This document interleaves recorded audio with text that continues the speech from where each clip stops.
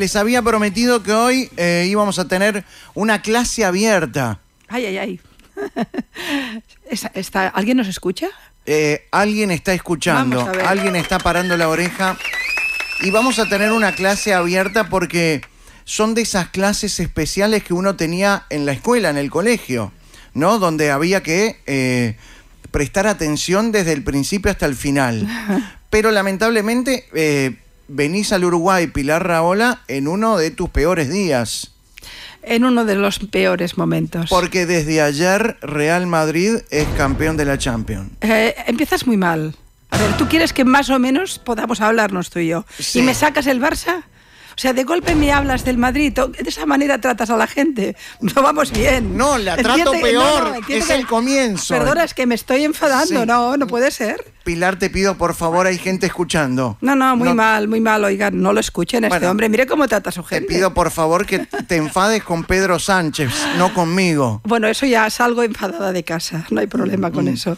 Pero Pilar, Sánchez nos pone siempre el cuerpo muy bien. ¿Te molesta que gane el Real Madrid la Champions? Madrid tiene que perderlo todo, en los entrenamientos, en el autobús, forma parte del catecismo de ser culé. Los del Barça queremos que siempre pierda el Madrid, aunque sea de penalti injusto en el último segundo. No, así Por es mejor. Por tanto, sí, no es que me moleste, es que me pone muy mal. Bueno, en el Barça tuviste a Luis Suárez. Bueno, hemos tenido de todo. Ah, sí, es verdad, claro, sí, señor. No. Nuestro consagrado. Vuestro ídolo. Claro que sí. Nosotros somos una gente, los catalanes, que sabemos tener buen ojo. Y nos hemos quedado a Messi, nos quedamos a Luis Suárez, hemos quedado y ahora gente... se quedaron en el tiempo. Ahora cállate, ahora no me acuerdo. No, es un receso. De vez en cuando descansamos. Están tomando impulso. Estamos en la siesta, es un poco larga. No sé si sabes que hoy se confirmó la llegada de Mbappé al Real Madrid. Esto está empeorando por momentos, la verdad, sí. ¿Tú qué te crees? ¿Que estás sin Got Talent machacando ahí al pobre? No, yo lo que siento es que vos tenés que tener la mayor cantidad de información para después manejarte y saber. A mí me dijeron, es un periodista difícil, pero es un buen tipo. No sé, estoy empezando a revisar mis criterios. Bueno, un reconocido periodista siempre ha dicho que para ser buen periodista primero tenés que ser buena persona. ¿Tú crees? Sí, eso lo creo conscientemente. Pero hay muchas malas personas hoy dirigiendo medios de comunicación. Estoy de acuerdo contigo que tener unos valores profundos y unas convicciones ayudan a la profesión, sin duda al periodismo, porque vivimos un momento en el periodismo de una crisis profunda de rigor, de seriedad y de banalización. Hoy no podemos de ninguna manera pensar que estamos bien informados. Hoy estamos masivamente informados, pero masivamente mal informados. Por tanto, sí, estoy de acuerdo. Cuando detrás de un micrófono, y ahora me pongo en serio, detrás de un micrófono hay alguien que tiene convicciones sólidas, no líquidas, no de esas que pasaban por ahí, no 4 consignas o 4 dogmas de fe, sino que ha pensado, ha reflexionado y es capaz de tener una opinión propia y además lo junta con valores positivos, estamos ante un buen profesional. Pero no hay tantos, De eso vamos a hablar muchísimo hoy. Es que tenemos que tocar muchísimos temas que tienen que ver con la actualidad internacional. Están pasando demasiadas cosas. Muchas. Demasiadas cosas raras. ¿Cómo puedo presentarte para aquella gente que nunca ha escuchado a Pilar Rahola? Como analista político, como ex parlamentaria. Fundamentalmente a mí me gustaría decir escritora, que es donde soy más feliz. Escribiendo es cuando soy muy feliz. También podría presentarme como ama de casa y esas cosas, porque al final estoy en Uruguay llamando al marido a ver si ha comprado el salmón, o sea que hasta eso, ¿no? Pero bueno, te diré que al final soy... Básicamente, profesionalmente sí, me dedico sobre todo al análisis político, tanto local como internacional. He seguido durante muchos años muy especialmente el conflicto de Oriente Medio. Te digo Oriente Medio, no de Israel y Palestina, Oriente Medio. Porque si no pones en la ecuación a Irán nunca entiendes nada. Pero hablando de libros, escribiste ya hace algunos años un libro que se titula 300 millones de cristianos en peligro. No, el libro se titula SOS Cristianos. Sí.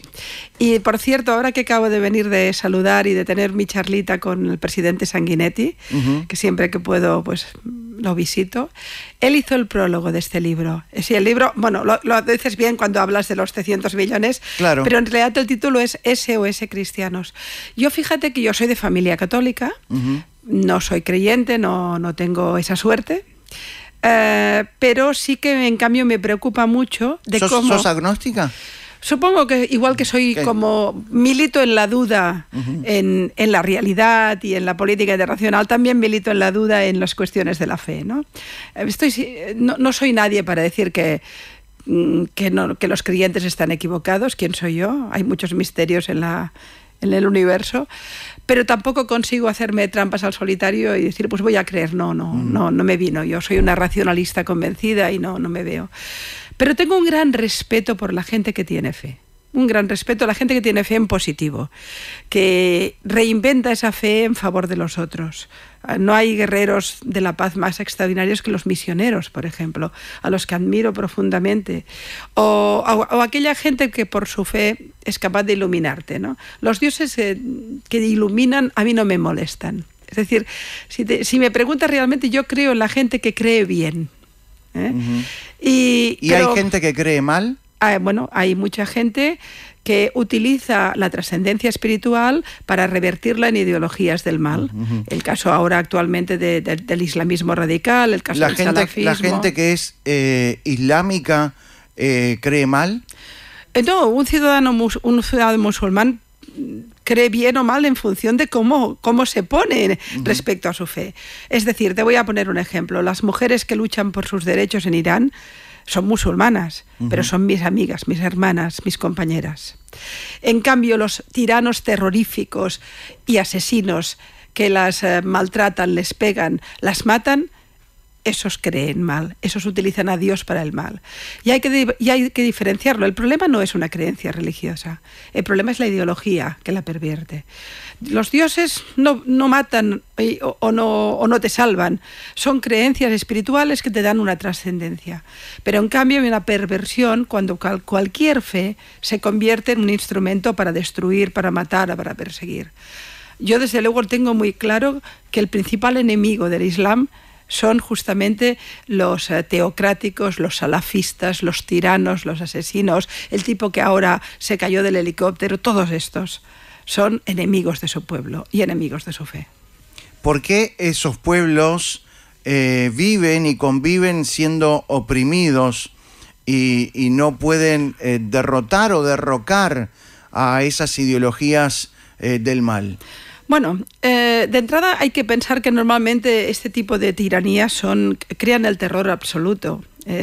Yo me acuerdo hace muchos años, me gustaban mucho las obras de teatro de Bertolt Brecht. Te hablo de hace mucho, sí, que de todo hace mucho ya. Y recuerdo haber visto en Barcelona, ya era en las épocas que aún estaba medio se estaba muriendo, se murió ya Franco, estábamos en ese tiempo, y estaba viendo una obra de teatro que se llama Terror y muerte del Tercer Reich. Y tú veías una mesa donde estaba el papá, la mamá, los hermanos, y de golpe el papá, tomando la sopa, decía, es que este Hitler... Y de golpe se paralizaba, miraba al hijo, se asustaba, se aterrorizaba, porque quizá el hijo lo podía denunciar. Las ideologías terroríficas totalitarias te destruyen incluso el núcleo familiar. Entonces, cuando tú estás en una tiranía como, por ejemplo, la iraní, de entrada tienes una represión brutalizada, donde pueden matarte o enviarte a cárcel o cualquier barbaridad con toda impunidad, porque además al mundo no le importa. Al mundo solo le importa si Israel mueve una pieza, pero lo haga Irán es igual. Y después, y por tanto se aterroriza. Y después estamos hablando en algunos casos, como el caso de este país, con un 75% de la población en contra, pero no hay manera. Pero déjame decirte algo que quizás será muy políticamente incorrecto. ¿Quiénes defendieron antes que nadie a los dictadores, por ejemplo, de la revolución de los ayatolas? La izquierda francesa. Viene de lejos esto, ¿eh? Michel Foucault y los grandes intelectuales comunistas diciendo viva la revolución de los ayatolás, es una revolución espiritual. Y cuando las feministas francesas les decían, oye, pero es que están oprimiendo a las mujeres, ellos decían, es superior la revolución espiritual, contraria a los burgueses y a los capitalistas, que no el problema de la mujer. Fueron los primeros síntomas de una izquierda torticera y reaccionaria que pervertió los valores. Y ahora lo estamos viviendo en el 7 de octubre en Israel. De golpe gente te llega a defender el mal puro, sean los ayatolás, sea Hamás, en favor de vete saber qué causa contra sus propias víctimas. Y es una perversión de la izquierda. No solo, la derecha tiene muchas perversiones, sí. La izquierda tiene esta. Ahora, la izquierda, de la cual vamos a hablar luego, ha hecho y está haciendo mucho por el antisemitismo en el mundo. Pero contanos, ¿qué es Hamás? Hamás es una organización, de hecho, Hamás nace después, digámoslo así, después de la eclosión del fenómeno del salafismo. En el mundo, en el conflicto de Israel con Palestina hay varios momentos. Hay un primer momento donde los palestinos ni existen, no son una entidad, eran árabes, que son utilizados... ¿Jordanos? Eran fundamental, o incluso gente que vivía en Tierra Santa, que en una situación de normalidad podrían ser ciudadanos israelíes sin problema, o podrían haberse entendido con Israel y tener dos estados. No olvides, quizás esto la gente no lo sabe, pero los palestinos han tenido 5 oportunidades de tener un estado propio. 5.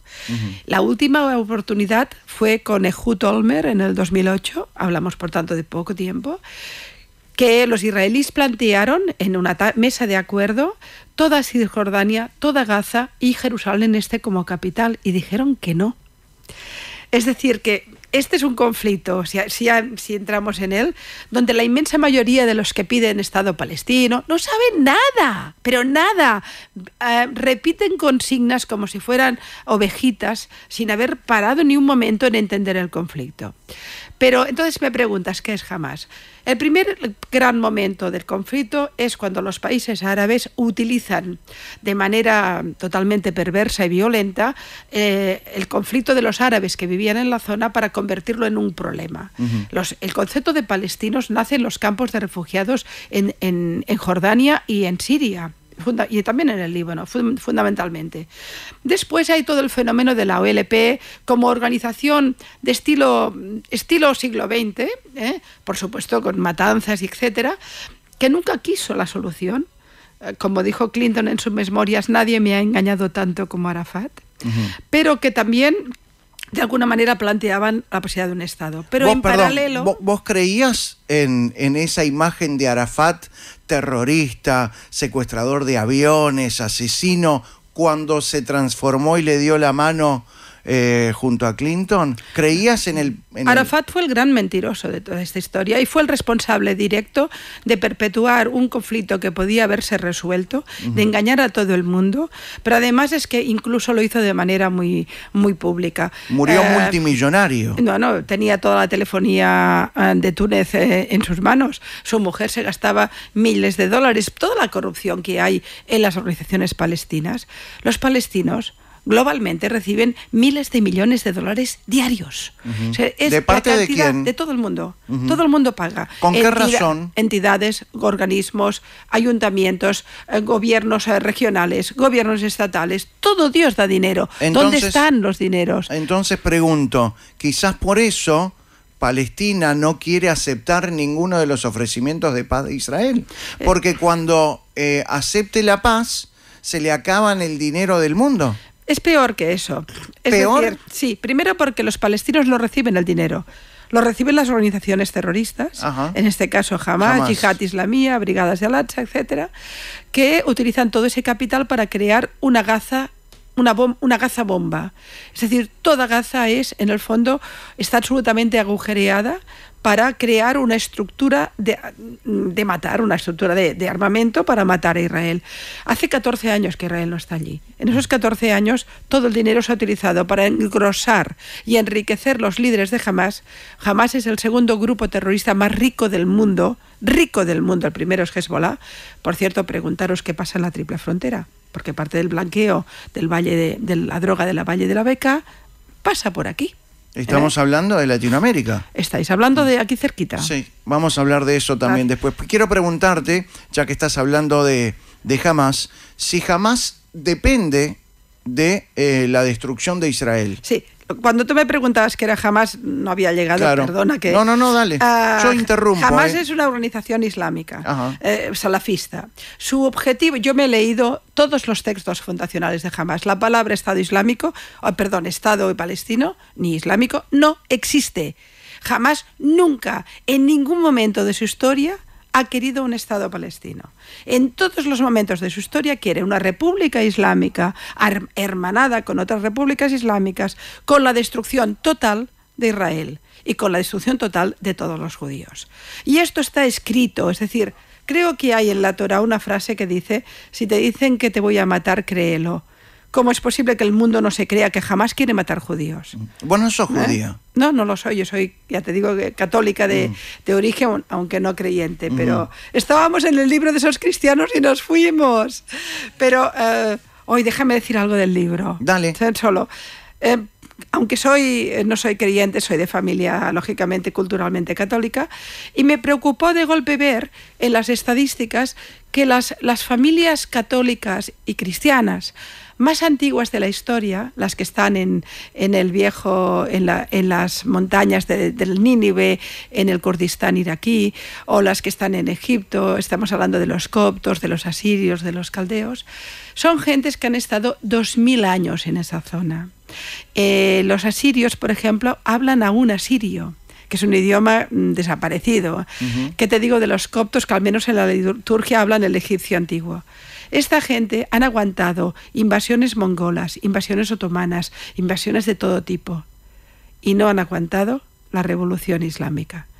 Solo para que tengas una idea, y por eso empecé a estudiarlo, en épocas de Saddam Hussein había alrededor de 1.300.000 cristianos en Irak. Quedan 300.000. Han desaparecido 1 millón en pocas décadas. ¿Por qué? Y por eso lo estudié.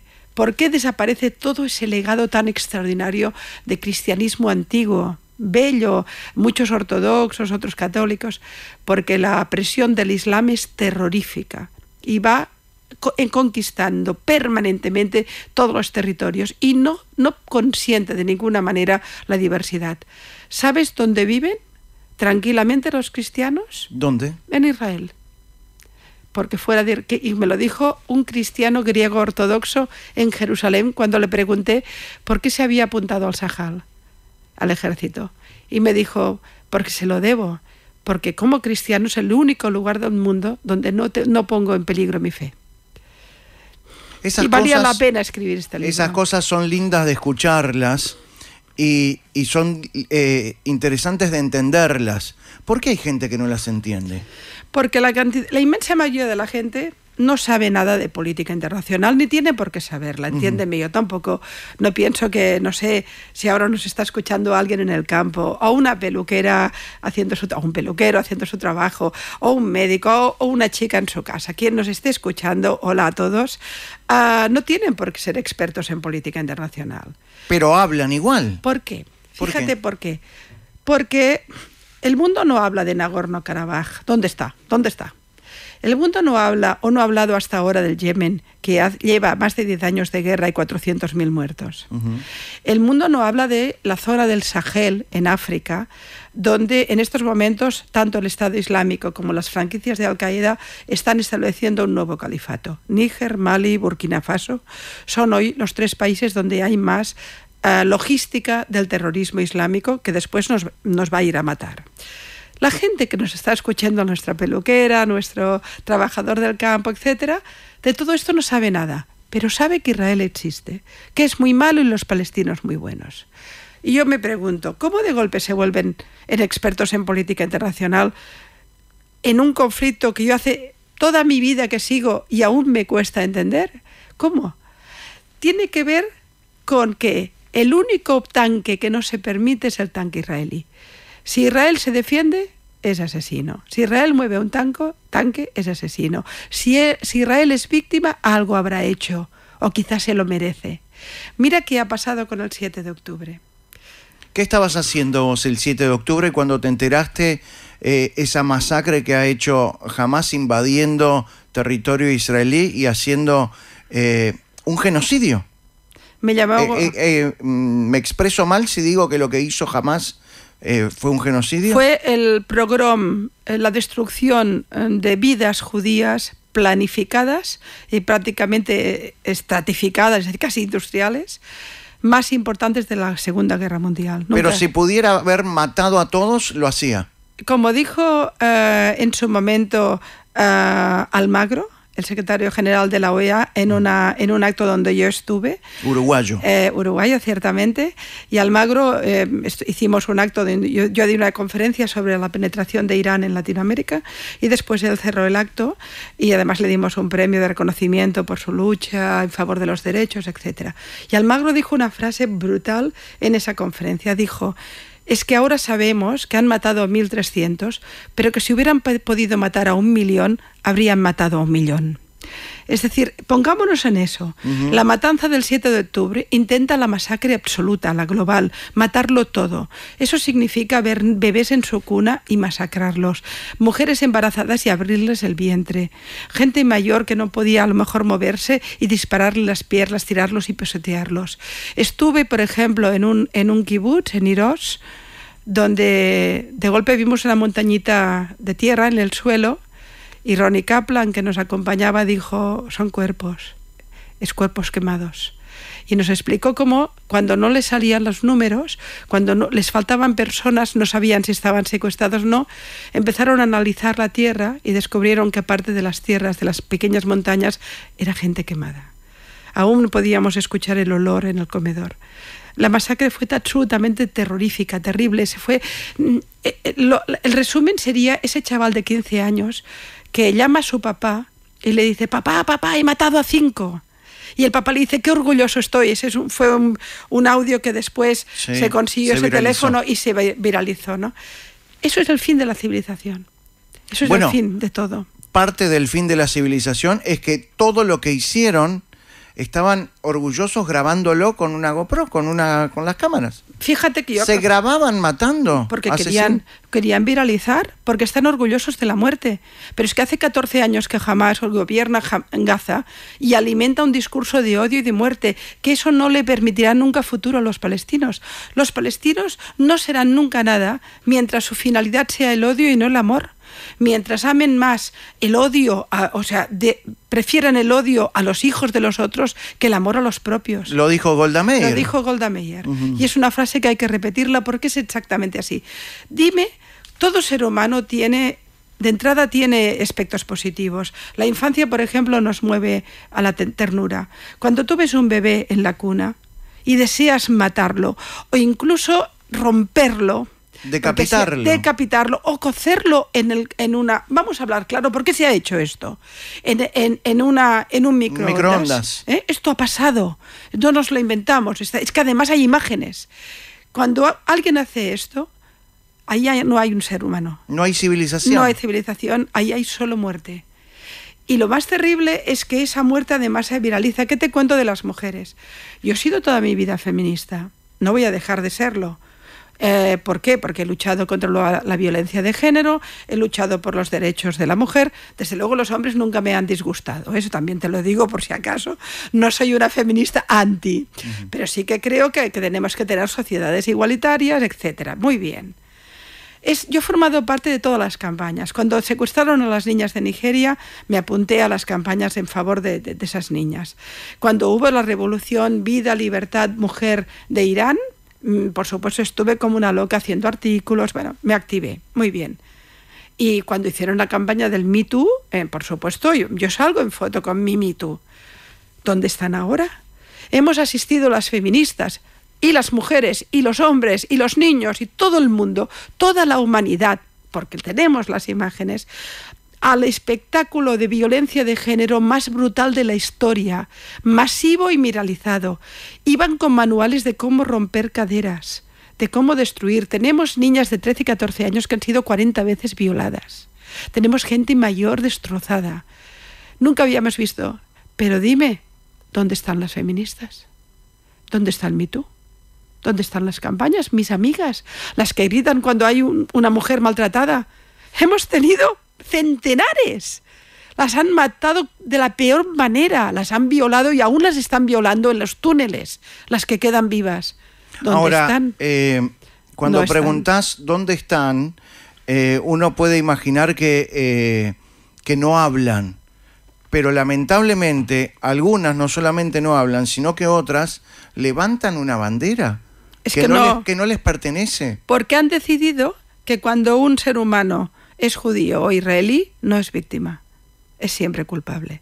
Fíjate, pero tenemos la muestra, tenemos no importa. Los videos. Este es el fenómeno, si me permites. Tenemos el testimonio de las secuestradas que han... No les importa. Es Michel Foucault diciendo, sí, estoy a favor de la libertad, pero Jomeini me gusta. Es esa disuasión de los valores. Es decir, las víctimas sí depende de cuáles. Las causas sí depende de cuáles. Es el fenómeno woke, que me perdonen los oyentes si no han escuchado la palabra. Sí. Pero el nuevo fenómeno de la izquierda en el mundo, que se ha dado en llamar fenómeno woke, lo que hace es muy perverso. Es decir, nosotros en mi generación y en otras generaciones teníamos causas globales. Yo estoy a favor de la mujer, bien. Tanto si es iraní luchando en las calles de Teherán, como si es saudí intentando sacarse el velo, como si es maltratada en Barcelona, como si es una niña de Nigeria, como si es una israelí violada. Este movimiento dice, no, espérate, esta no, esta ya no es mi víctima, esta es culpable, porque los palestinos, bla, bla, bla. Oiga, no, la víctima es víctima. No la quiero. ¿Cómo es posible que los movimientos, por ejemplo, afroamericanos, que fueron ayudados por todas las organizaciones judías durante la lucha contra la discriminación? Luther King agradeció a los grupos judíos más activos en el momento por su lucha en favor, porque los judíos que estaban en Estados Unidos y venían también del Holocausto tenían muy clara la lucha contra la discriminación, lo que era el antisemitismo, y se apuntaron a la lucha contra el racismo. Y ahora esos mismos movimientos, el Black Lives Matter, etcétera, son antisemitas. Y de golpe son capaces de defender la igualdad de las personas afroamericanas, negras, evidentemente, como yo, pero no de los judíos.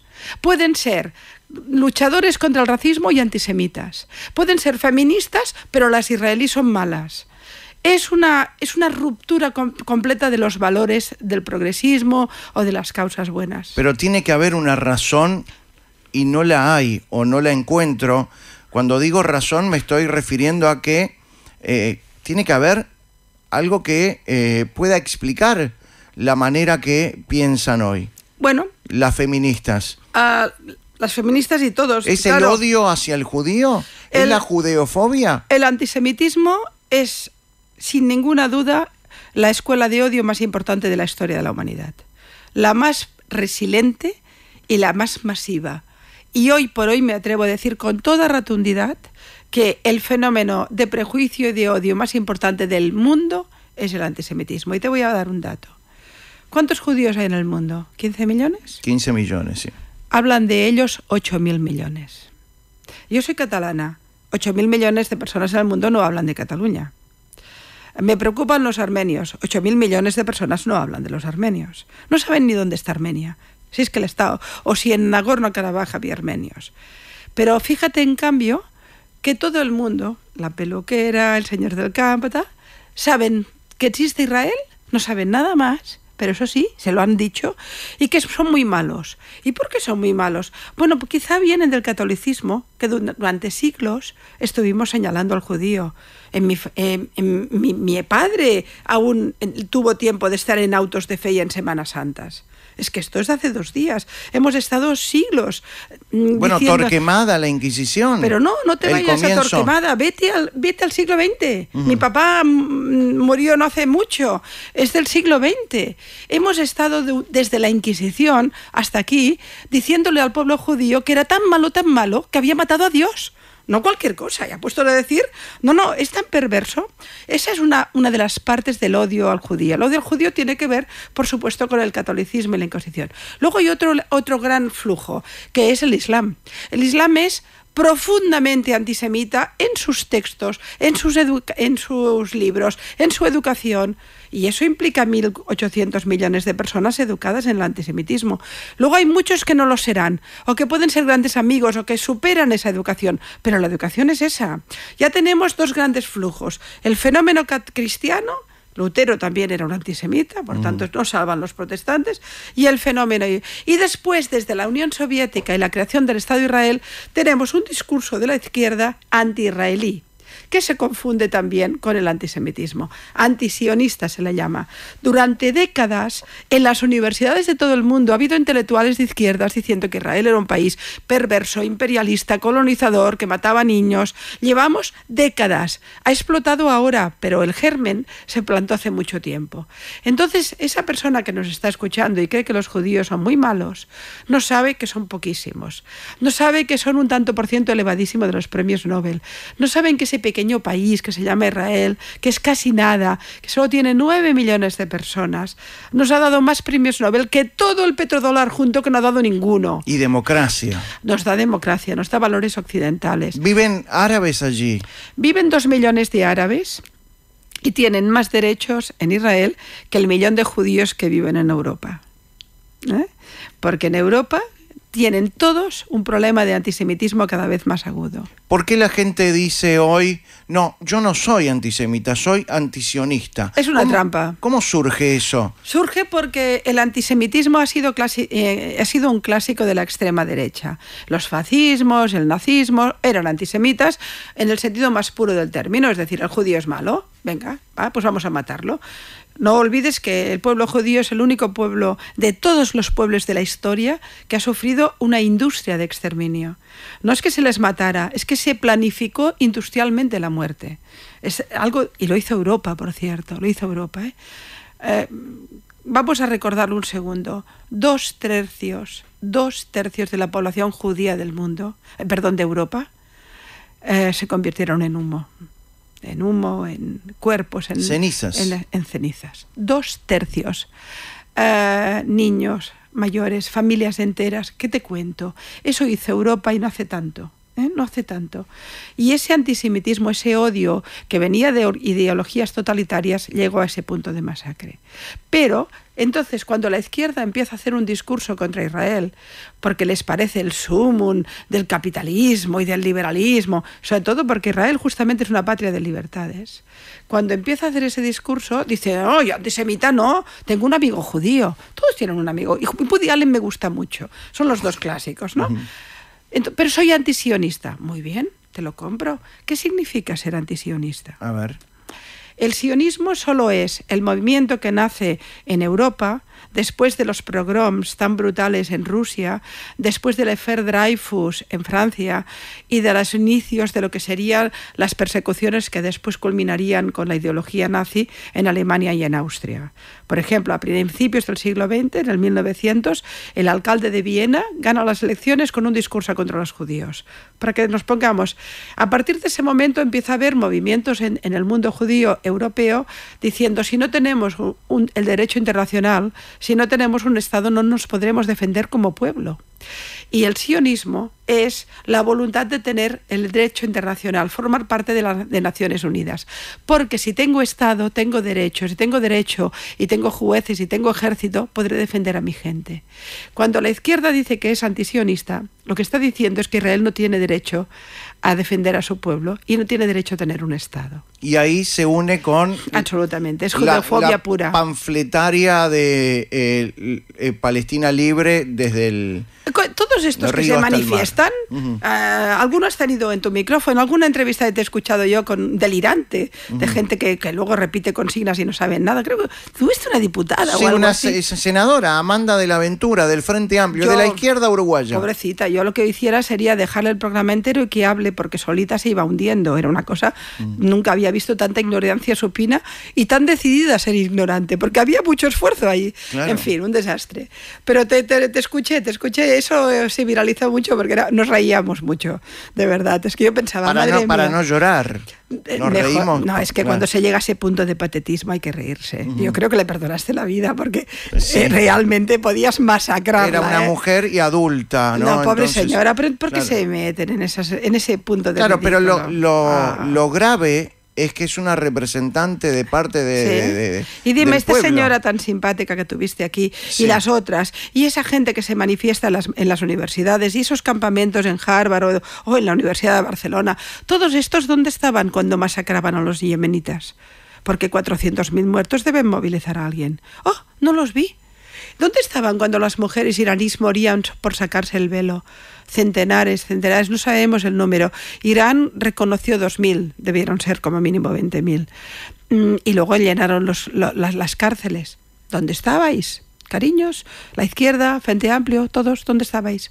¿Dónde estaban cuando, por ejemplo, Azerbaiyán se paseaba por encima de Nagorno-Karabaj y hacía una limpieza étnica de 150.000 armenios?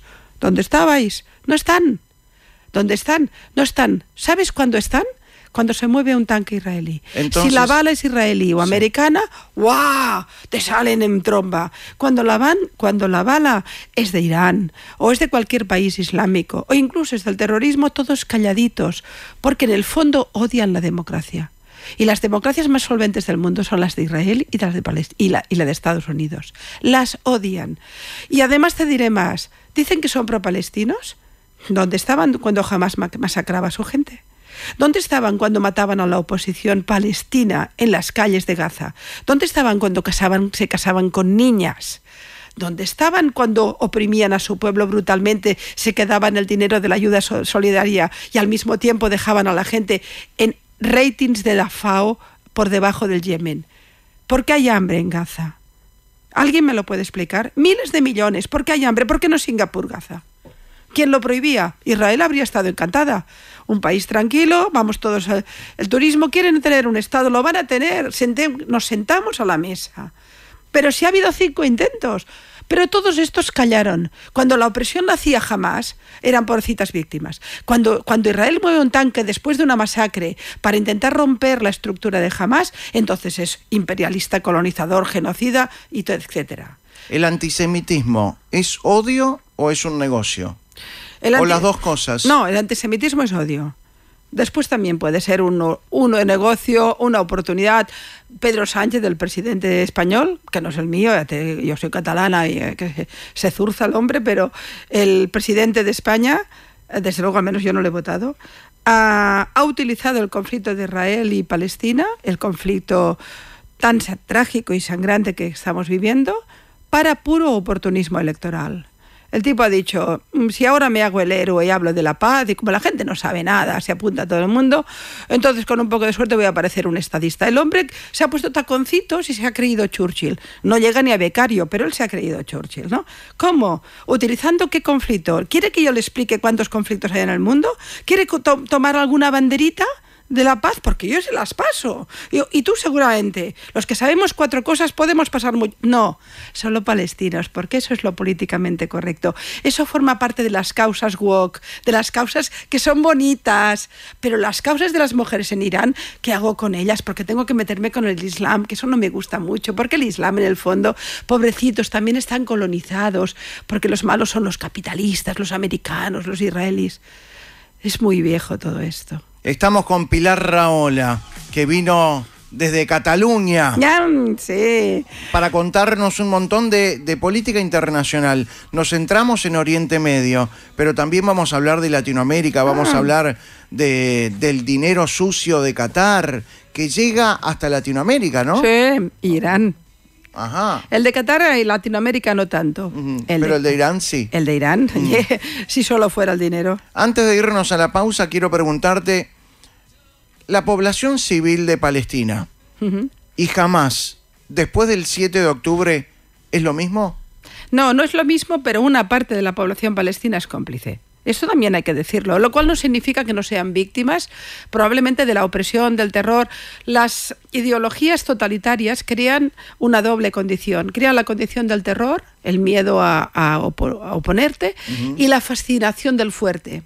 Es lo que pasó con el nazismo.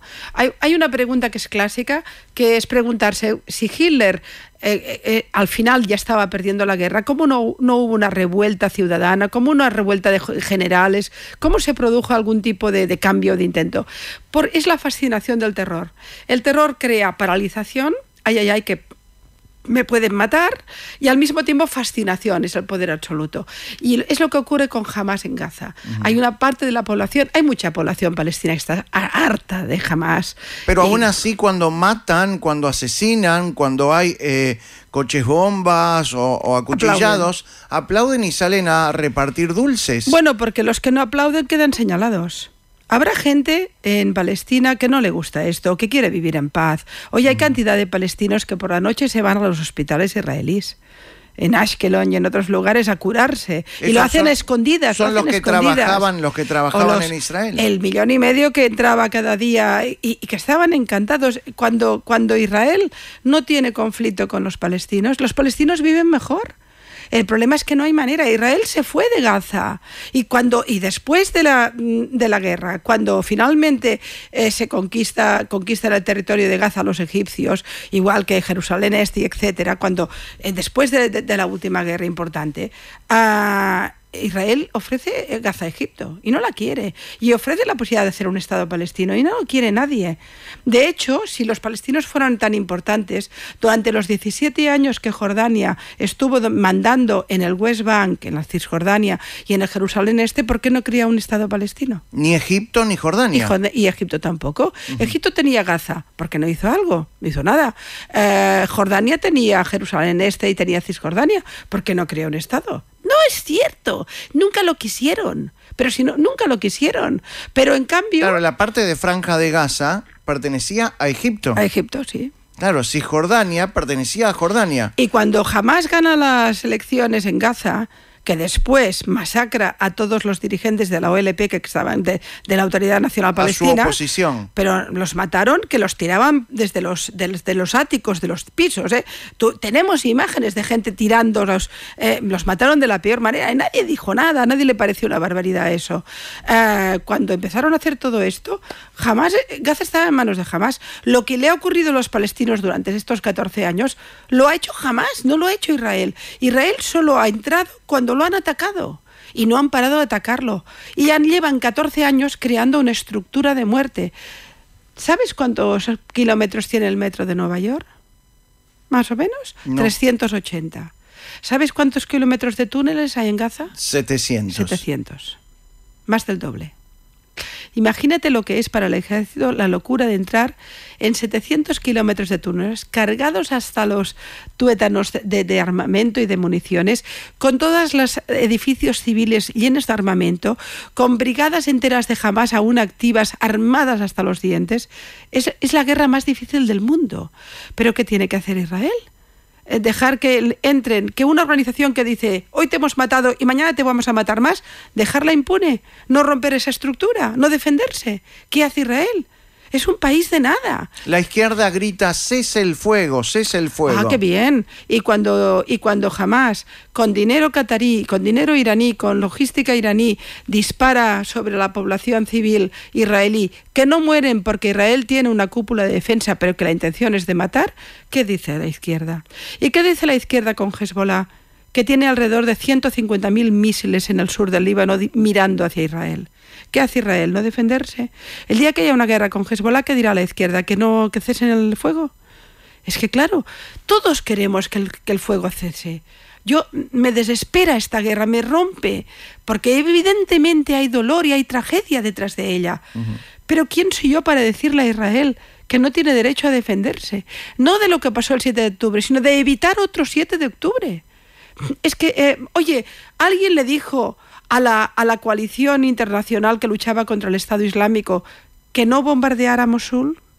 Se calcula que en 2 días en Mosul hubo alrededor de 50.000 civiles muertos. ¿Alguien protestó? Era una guerra contra el mal, terrorífica, terrible, que nos la comimos en patatas porque lo importante era acabar con el Estado Islámico. Pero acabar con Hamás no. Si gritan a favor de Hamás todos estos locos, y algunos son gays, que esto ya es el sumo de de la tontería, gays o mujeres o es igual, o negros, es decir, permítame, tanto la homofobia como el racismo, como el sexismo y la misoginia, todo está en Gaza, todo está en Hamás. ¿Pero qué se piensan estos tontos de 3 al cuarto? Si todos aquellos que levantan hoy una banderita van a Gaza, ¿qué pasa? Los matan.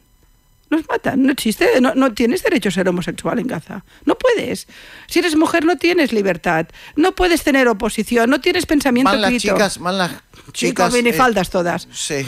Claro, es como en Irán.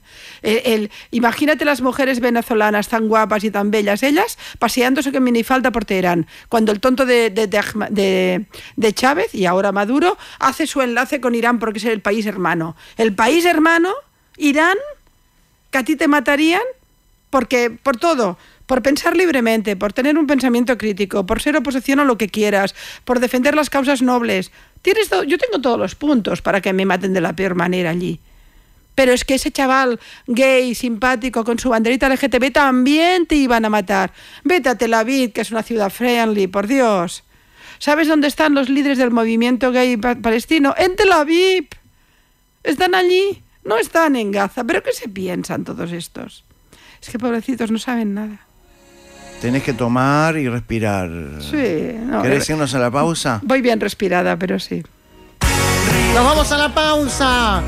Pilar Rahola, en Malos Pensamientos. ¿Te gusta el nombre, Malos Pensamientos? Me encanta, son muy buenos. Decime 3 personas que tengan malos pensamientos en el mundo hoy. ¿En el mundo? Sí. Yo algunas noches. Pero son malos pensamientos buenos. Malos pensamientos. Sí, el líder de Hamás. El gran ayatolá de Irán, sin ninguna duda. Y estoy dudando. Me dices 3 solo, ¿verdad? Sí. Te voy a poner a Petro, pero es que es medio tonto, pero bueno. Petro. Mirá que hay gente pelotuda gobernando, ¿eh? ¿Te gusta la palabra pelotuda? Me gusta pelotuda. No se entrenan, no son más tontos porque no se entrenan. Sí. ¡Pausa! Luego de la pausa vamos a hablar de Petro, vamos a hablar de Maduro, vamos a hablar ¡qué horror! de Cristina Kirchner. Bueno, eso la tenemos medio despistada. Y vamos a hablar de José Mujica. ¡Ole! ¿Cómo estás pasando, Pilar Rahola? Estoy sufriendo muchísimo. Bueno. Fíjate, podría estar haciendo la siesta tranquilita. No es la primera vez que venís al Uruguay. Me temo que no. No. De hecho, si no me equivoco, sí. No quisiera equivocarme mucho con pero creo que hace alrededor de 20 años que di un discurso en el Palacio Legislativo de Montevideo. Y fue mi primer discurso en tierra latinoamericana. ¿Allí conociste a Mujica? No, Mujica lo conocí más tarde. Ajá. No, ahí no me acuerdo exactamente. Creo que vine a hablar sobre, creo que del tema de Oriente Medio, sí. Pero hace de esto, quizás no 20, pero 18 años mínimo, muchísimo tiempo. Y la verdad es que me fascinó el edificio del Palacio Legislativo. Es hermoso. Y además fue un acto muy, muy lindo, la gente muy entendida. Está por cumplir 100 años. 100 años. El edificio, el próximo año. Este pequeño gran país. Sí. ¿Qué sentías de Uruguay antes de venir, antes de conocerlo? Uruguay siempre ha tenido, bueno, evidentemente tuvo su momento de dictadura, como toda la zona, y por tanto, pero Uruguay siempre ha tenido esa imagen de ser el país, no diría la palabra decente, quizá más ordenado, sería la palabra, el país más ordenado, donde las pasiones más descontroladas eran un poquito más atemperadas, donde hay un cierto grado de educación quizá, de civilización. Sí, de civilización. Ese prestigio Uruguay lo ha tenido siempre, es el país que ¿Lo mejor seguimos funciona. Teniendo, crees? Sí, bastante, sí. Claro, estáis rodeados de países con muchos problemas. Sí. Y en Uruguay la frase de Uruguay es diferente. Es una frase que es muy conocida en cualquier lugar, al menos los que conocemos un poquito. Te vas a Uruguay y todo es como más tranquilo. Vas a Uruguay y bueno, es distinto, ¿no? ¿Has conocido a presidentes en nuestro país? Sí, he conocido al actual, a la calle Pou, a la calle Pou, a su papá también. Conocí a Mujica. Mujica estuve en un acto que ¿Qué fue lo primero que te sorprendió de Mujica? Es que quedará fatal. ¿Por qué? Si lo digo. Es que llevaba la camisa llena de manchas. Me sorprendió mucho. No sé, quizá tenía un mal día, pero me quedé. Entonces era ministro de Agricultura, me parece. Ajá. Y de golpe aparece y yo no, estaba dando mi conferencia, no podía dejar de evitar mirar las manchas. Bueno, ay, perdóname, Mújica. No, está bien. Bueno, pero por lo menos estaba de zapatos y no de ojotas, ¿no? Me sorprendió, pensé, no sé, porque la verdad es que había oído hablar mucho de Mújica y tiene una estela de reconocimiento importante, y de golpe me recordó lo que Arafat, yo conocí a Arafat también. Ajá. Y Arafat, no era... Estamos hablando de Yasser Arafat, de la Organización de Liberación para Palestina, que en los 80 era el terror en el mundo, secuestrando aviones. Tiraban aviones al suelo, a tierra, mataban a gente, ponían bombas, fueron ¿Y te recordó Arafat? Un poco me recordó, porque Arafat llevaba siempre las uñas muy sucias. Ajá. Fíjate, es una tontería, pero de golpe son situaciones que dices, ay, era muy diferente. No, Mújica no iba, pero tenía unas manchitas que igual no se pudo sacar. Y yo recuerdo que yo intentaba concentrarme con lo de Tiene manchas igual más allá de la camisa, ¿eh? Bueno, en ese momento a mí me sorprendió esto, que es una anécdota tonta y por la que nos reímos, supongo, pero en cambio te diré que también me sorprendió por lo que me dijo. Yo estaba hablando de las democracias en Latinoamérica, de la necesidad de reforzar las democracias las democracias liberales como estructura política segura y en la que podemos vivir. Y de golpe él levanta la mano y me dice, bueno, ¿usted habría matado a Pinochet? Y yo me quedo así como un poco sorprendida. Buena pregunta. Sí, digo, no, yo no soy Dios, yo lo habría llevado a juicio. Y el tipo me dice, yo sí que lo habría matado. Dije, bueno, pues usted y yo ya tenemos un problema. Usted se cree Dios y yo no soy Dios. Usted se cree la justicia y yo no soy la justicia. Yo creo las estructuras que finalmente deciden las cosas, no en los justicieros. Y ahí ese fue nuestro primer momento, no fue simpático. No, pero escuchándote, yo no conocía esta historia, escuchándote temo por ese espíritu democrático que dice Mújica tener, entonces. No, seguramente él consideraba que era que debía ser pertinente matar a un dictador.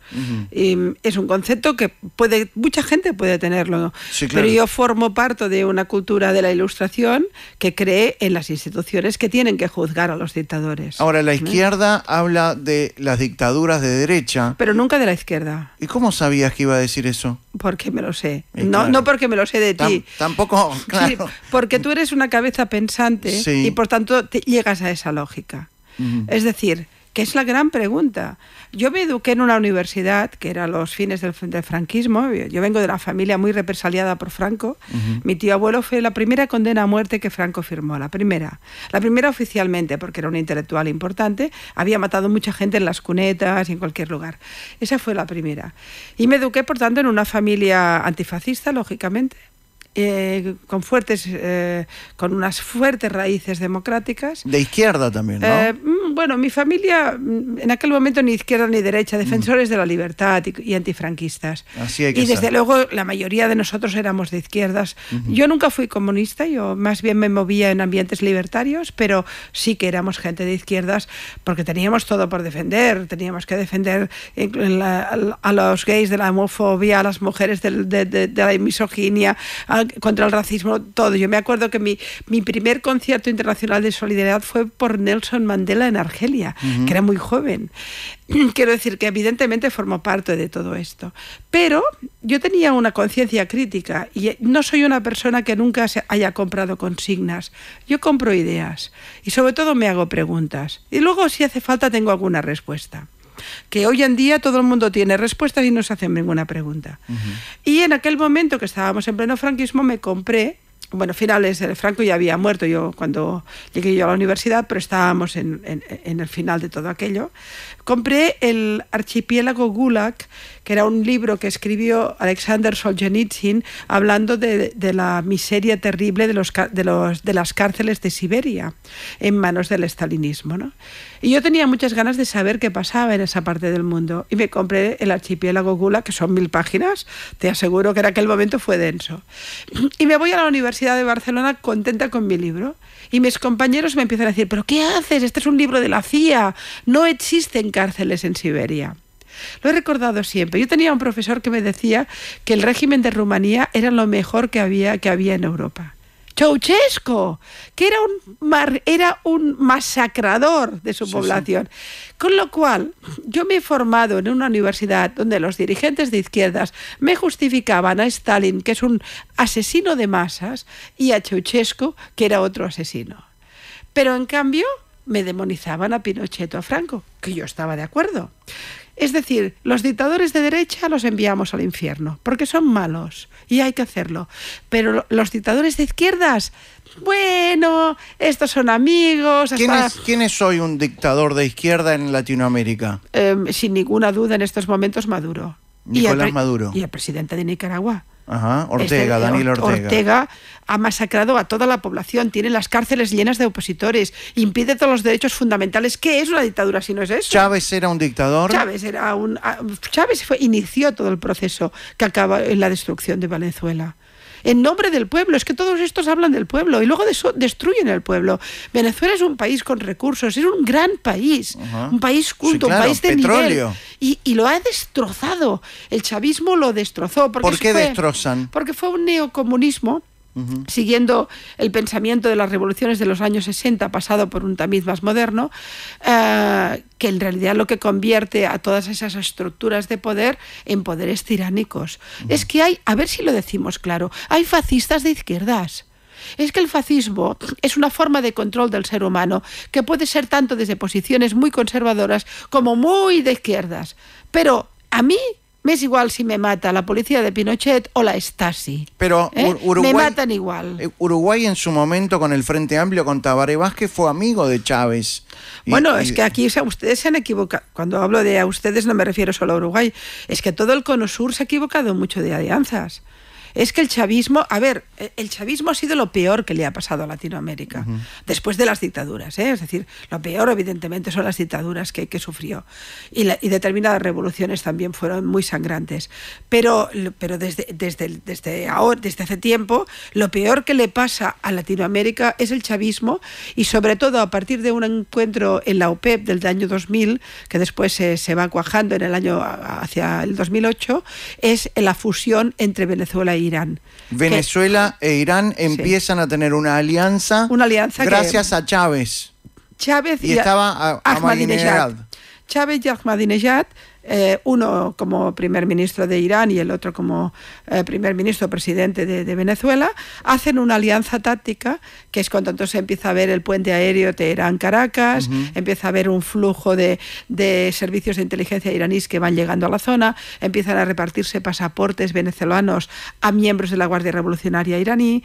Ha llegado un avión, me hiciste acordar, Pilar Rahola, un avión venezolano que quiso quedarse aquí hace poco, Lo sé, lo leí, es uno de miles. Los aviones llenos de gente de la Guardia Revolucionaria o de las fuerzas Quds, que son el élite, se pasean por Latinoamérica. ¿Las fuerzas Quds cuáles son? Las fuerzas Quds son las fuerzas de élite, las especiales de la Guardia Revolucionaria. Es el cuerpo de élite de Irán. Es el cuerpo de élite más importante. ¿Y vos decís que perfectamente podrían haber estado acá? Bueno, el avión que aterrizó en Argentina, desviado por Paraguay, donde se alertó de que había miembros de la Guardia Revolucionaria, eran todos fuerzas QUP. Y gente además destacada. No eran pilotos de avión. No eran pilotos de avión. Eran terroristas. Bueno, eran miembros de una organización del régimen de los ayatolas que tiene como principal objetivo la creación de estructuras de Hezbollah en todo el entorno. Es decir, cuando hablas de entorno, ¿hablas de Latinoamérica? Hablo de todas partes donde pueden. Irán... Perdón que te corte. ¿Hay campos de entrenamiento? Sí. Sí, hay campos de entrenamiento. Sí, ¿Acá en Latinoamérica? En Latinoamérica hay campos de entrenamiento, sin ninguna duda. Cuando yo te pregunto campos de entrenamiento...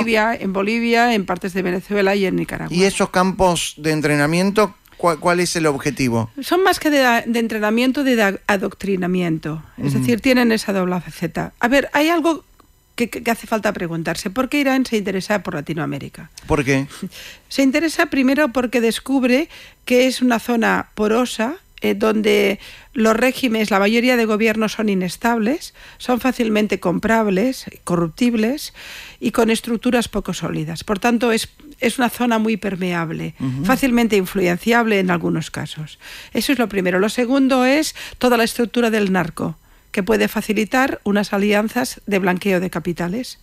No olvidemos que una parte sustancial de los beneficios e ingresos que tiene Hezbollah vienen del narco, vienen del dinero.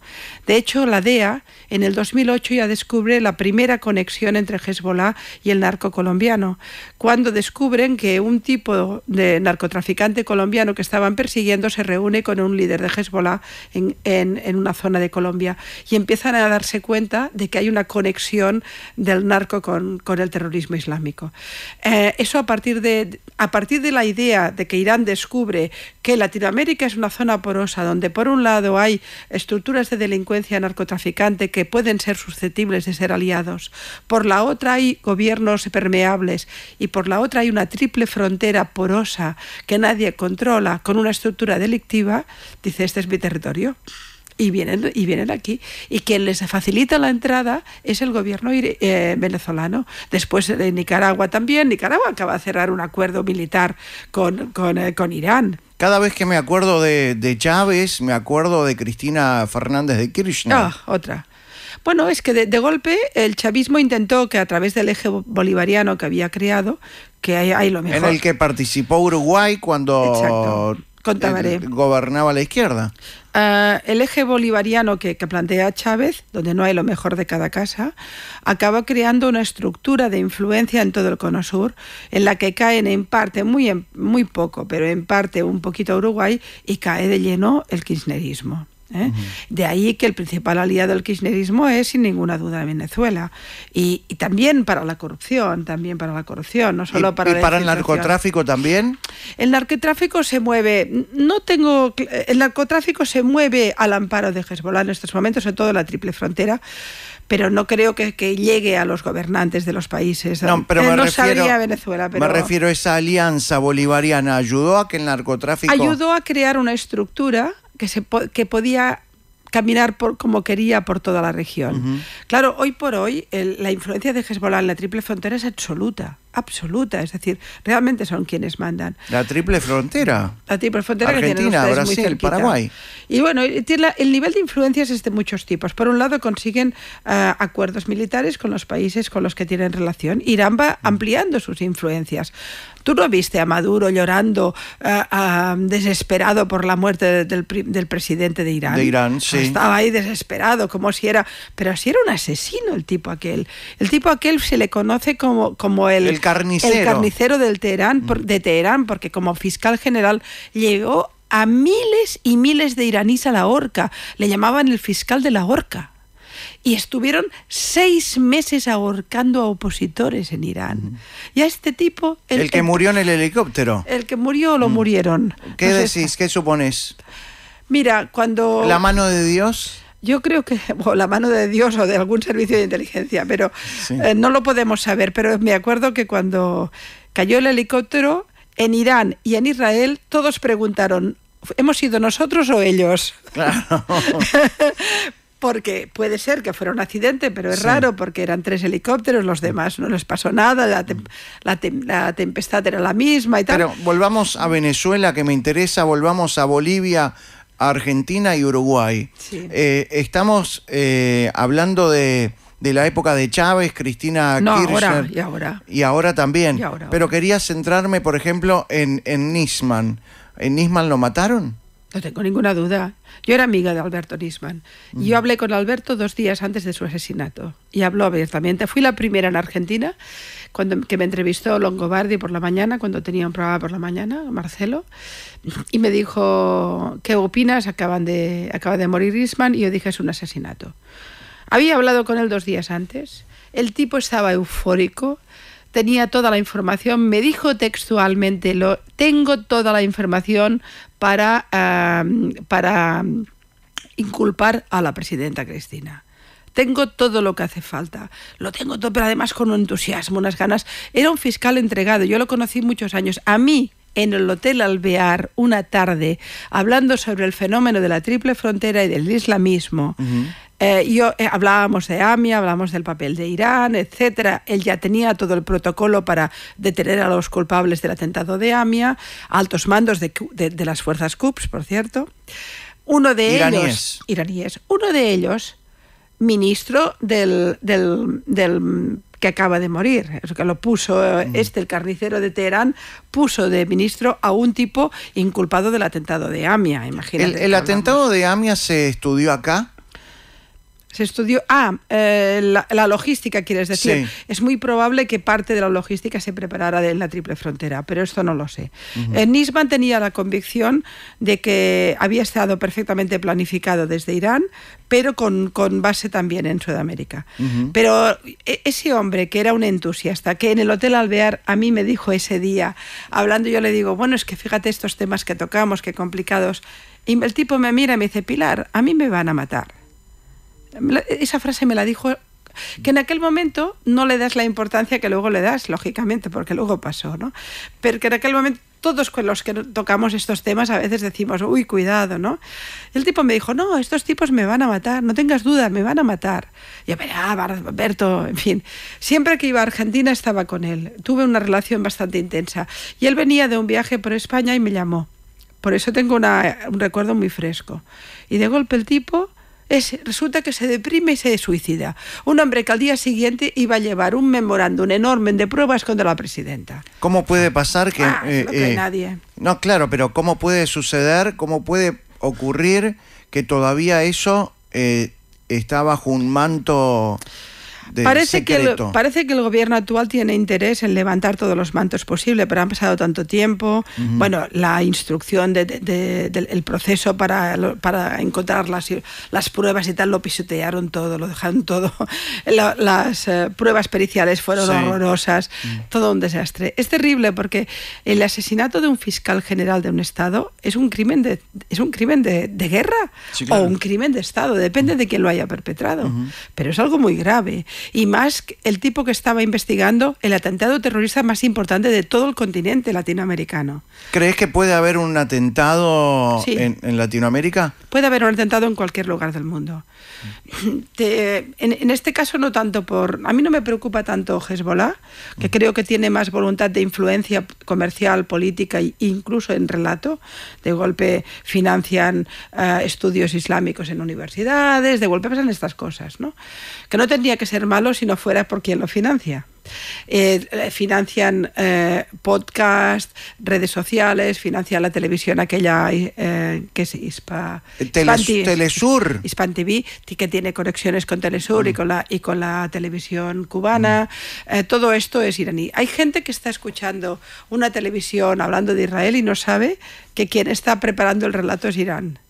Y hay una gran influencia en parte del relato mediático en toda Latinoamérica vinculada a Irán.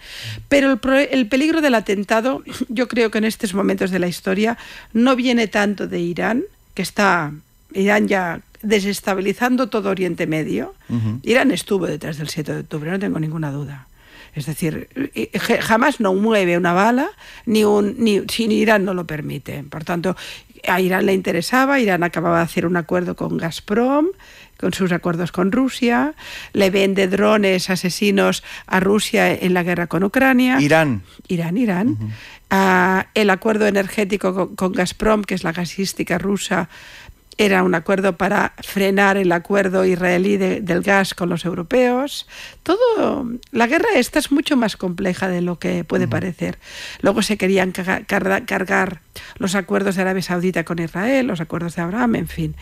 Pero a pesar de esto, yo creo que Irán está más dedicada a crear proxies, o sea, aliados, intermediarios en todo Oriente Medio para desestabilizar a Israel permanentemente y si puede destruirla. Irán tiene 60% de uranio enriquecido ya, ¿eh? ¿Y eso qué significaría? Significa que para tener una bomba atómica tienes que tener 90% de uranio enriquecido.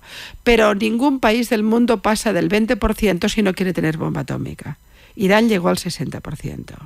Y el otro día el periódico Le Monde publicó una noticia diciendo que se estaban vendiendo 300 toneladas de uranio enriquecido del Níger a Irán.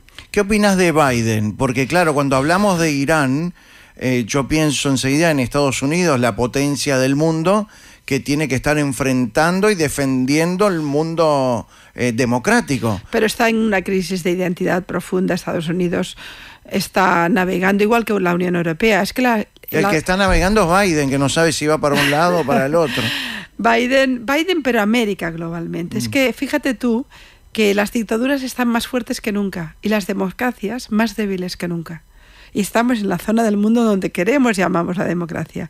Pero estamos tocados. Europa está mal, Estados Unidos está mal. Mira las universidades, mira los líos, mira el tema de los...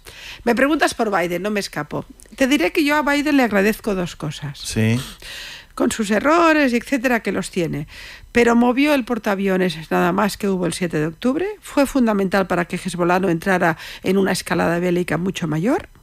Es decir, el portaaviones más importante que tiene Estados Unidos lo puso delante de Haifa y al sur del Líbano, es decir, donde están las bases, por cierto, de Hezbollah. Y movió todos sus portaaviones en el Mar Rojo, delante del Yemen, y envió sus Patriots y envió también la financiación adecuada, es decir, se comportó. Que después, por otro lado, necesita una retórica más crítica con Israel, que está en campaña electoral, que etcétera, pero lo cierto es que al final, por mucho que critiquemos a Biden, hizo lo correcto en el momento más delicado. Y yo creo que Israel en este sentido lo agradece, sin duda. Pero luego quiere, evidentemente, que la guerra sea lo más corta posible, pero eso lo queremos todos, al menos toda la gente decente, ¿no? Ojalá se pueda acabar pronto, que devuelvan los secuestrados. ¿Por qué no lo hacen? Es que eso es lo primordial. Esa digamos, hoy que es la ficha que hay que mover. Hoy hemos sabido la muerte de cuatro secuestrados. Y la aparición de otro cuerpo. Sí. O sea que ya hay 4 fallecidos más. 5 en realidad, con la aparición de un cuerpo. ¿Por qué no devuelven los secuestrados? No, porque el mundo está diciendo, repito, cese del fuego. Israel está terminando con Gaza. Esto es simple. Pero en cambio no dicen devuelvan a los secuestrados. ¿Por qué no lo dicen? Jamás no le piden nada a todos estos. El mismo Pedro Sánchez, ¿qué acaba de hacer diciendo yo reconozco el Estado palestino? Pero Votarate, ¿qué Estado palestino? ¿Con qué fronteras? ¿Con qué interlocutores? ¿Después de qué acuerdo de paz? ¿Pero por qué no dices que antes de reconocer un Estado palestino tienen que devolver a los secuestrados? Que tienen niñas, que tienen jóvenes, que las están violando de la peor manera, que tienen gente mayor, que tienen bebés. Aún tienen un bebé que no sabemos si está vivo o muerto, que lo secuestraron con 6 meses. Fir Vivas. Exactamente. El pelirrojito. Y mataron al papá y a la mamá y secuestraron a los 2 hermanitos. Y no lo piden. Pedro Sánchez no ha pedido eso. ¿Qué le pasa a la izquierda que se comporta de esa manera? Que es profundamente judeófoba, hablemos claro. Profundamente judeófoba. ¿Es la izquierda global o la izquierda española o la izquierda de determinados lugares? ¿La izquierda en esencia es judeófoba? No. En la derecha y en la izquierda hay gente de todo. Claro. También habrá gente en la derecha de judeófoba. Por supuesto. Pero sí que hay grandes movimientos vinculados a la izquierda con el fenómeno woke que hablábamos antes, etcétera, o con el oportunismo electoral. Porque, oye, te contaré algo. La kefía es el pañuelito palestino. El blanco y negro, oye, la kefía. Le pone taconcitos a cualquier imbécil. Que es realmente jordano ese. Sí, es jordano, sí. Pero es igual, cualquier imbécil que gobierna cualquier país, cualquier tipo sin ningún nivel, con problemas internos enormes, se pone la kefía y parece un salvador de la paz. Y un héroe. Es decir, que no olvidemos que en parte hay un proceso utilitario del conflicto. Porque como se ha puesto de moda que Israel es muy malo y Palestina es muy buena, pues me pongo la banderita y así, o el pañuelito, y así soy muy bueno yo también. Y hay algunos presidentes que no tienen ningún nivel, y hablemos claro, uno puede llegar a ser estúpido y ser presidente, esto puede pasar, y pasa, que se ponen la kefía y parecen algo serio. ¿Qué es lo que ha hecho Pedro Sánchez? Pedro Sánchez no es un estúpido, no lo es, pero es un oportunista, con un instinto de supervivencia impresionante. Y se ha puesto la kefía para utilizarla electoralmente. Pero no le pide nada jamás. La primera persona en el mundo que felicitó a Pedro Sánchez fue el líder de Hamás. Cuando el líder de una organización terrorista que ha masacrado a 1.300 personas, violando y secuestrando niños de la manera más brutal, te felicita, yo me muero. Me muero, me meto bajo las...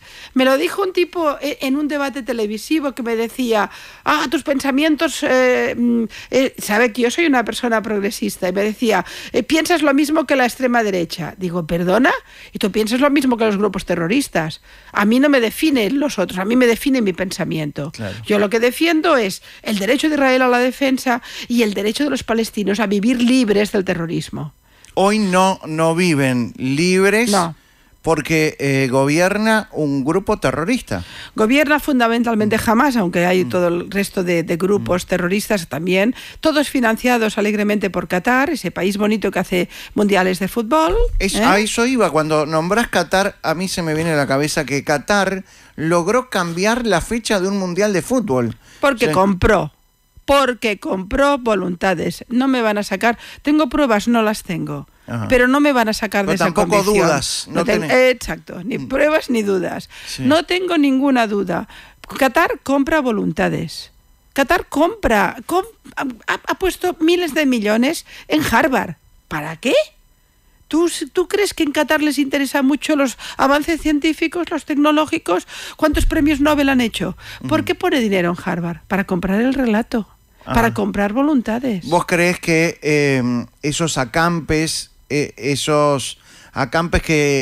están existiendo en los campus universitarios están todos organizados o son...? No, algunos son espontáneos, otros están muy trabajados por redes sociales, que algunas son redes sociales de fábricas de bots que vienen de Irán o vienen de Rusia o de China, o sea que imagínate si hay... Y muchos vienen de movimientos de izquierdas, pero que finalmente están vinculados a intereses iraníes. Sí.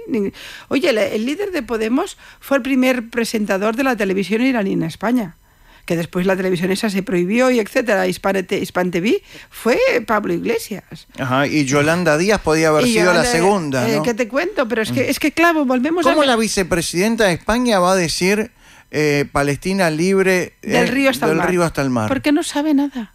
¿Cómo no sabe nada, vicepresidenta? No sabe nada. Bueno, acá tuvimos a Raúl Sendeque también. Bueno, aquí tuvisteis una manifestación el Día de la Mujer. Es cierto. Que fue antisemitismo de manual de código penal. ¿Sabés que Fiscalía todavía no resolvió el tema en nuestro país? Pero es absolutamente indignante y además que pasa en Uruguay, que parecía en este sentido un país más sensato. Esa imagen, cuando yo vi esa imagen de ese demoníaca, de ese demonio con colmillos, con la estrella de David, que eso es propaganda de Goebbels, esto es puro nazismo. Y en el Día de la Mujer. Y luego gritando a favor de banderitas islámicas, cuando en el Islam te masacran a las mujeres, pero que se han vuelto locos. Es una inversión absoluta de los valores. Es que estamos muy mal. Y Fiscalía todavía no resolvió el tema. Yo es que ya no sé dónde estoy. Yo vengo del progresismo y me falla el progresismo. Soy periodista y me falla el periodismo. Soy feminista y me falla el feminismo. Es que estoy por dedicarme a no sé...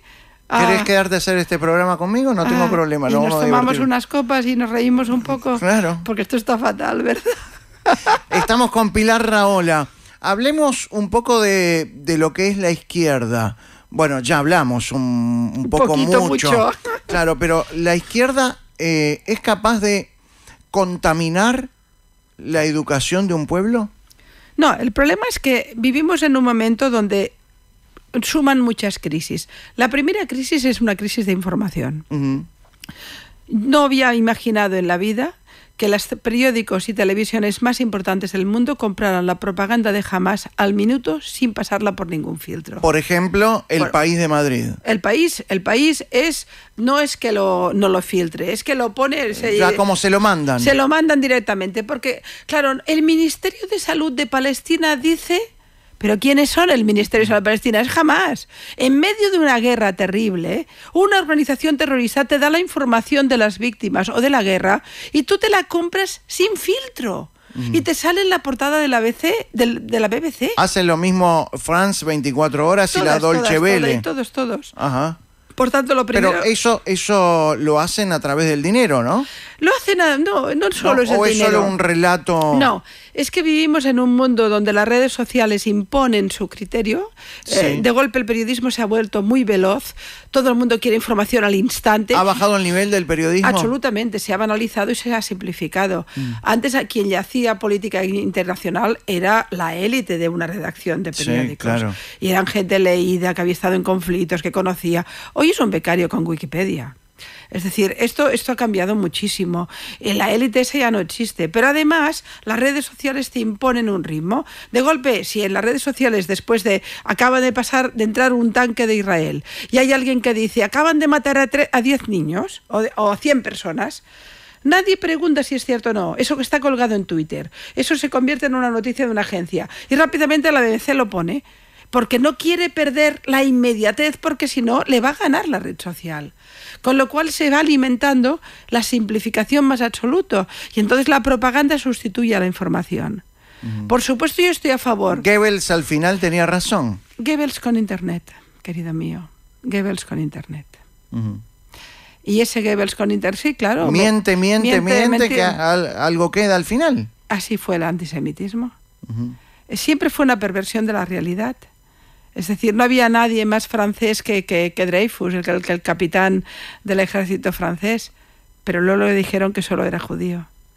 No había nadie más alemán que esos judíos que iban con sus medallitas de la Primera Guerra Mundial, que habían luchado por Alemania y iban hacia los campos de exterminio, porque ya no eran alemanes, solo eran judíos. Es decir, es la perversión. Ay, me duele todo esto tanto. ¿Te duele Europa? ¿Europa te duele? Me duele el mundo, no me gusta el mundo en el que estamos. No lo entiendo. No sé si te pasa a ti, pero he dejado de entender a muchos amigos.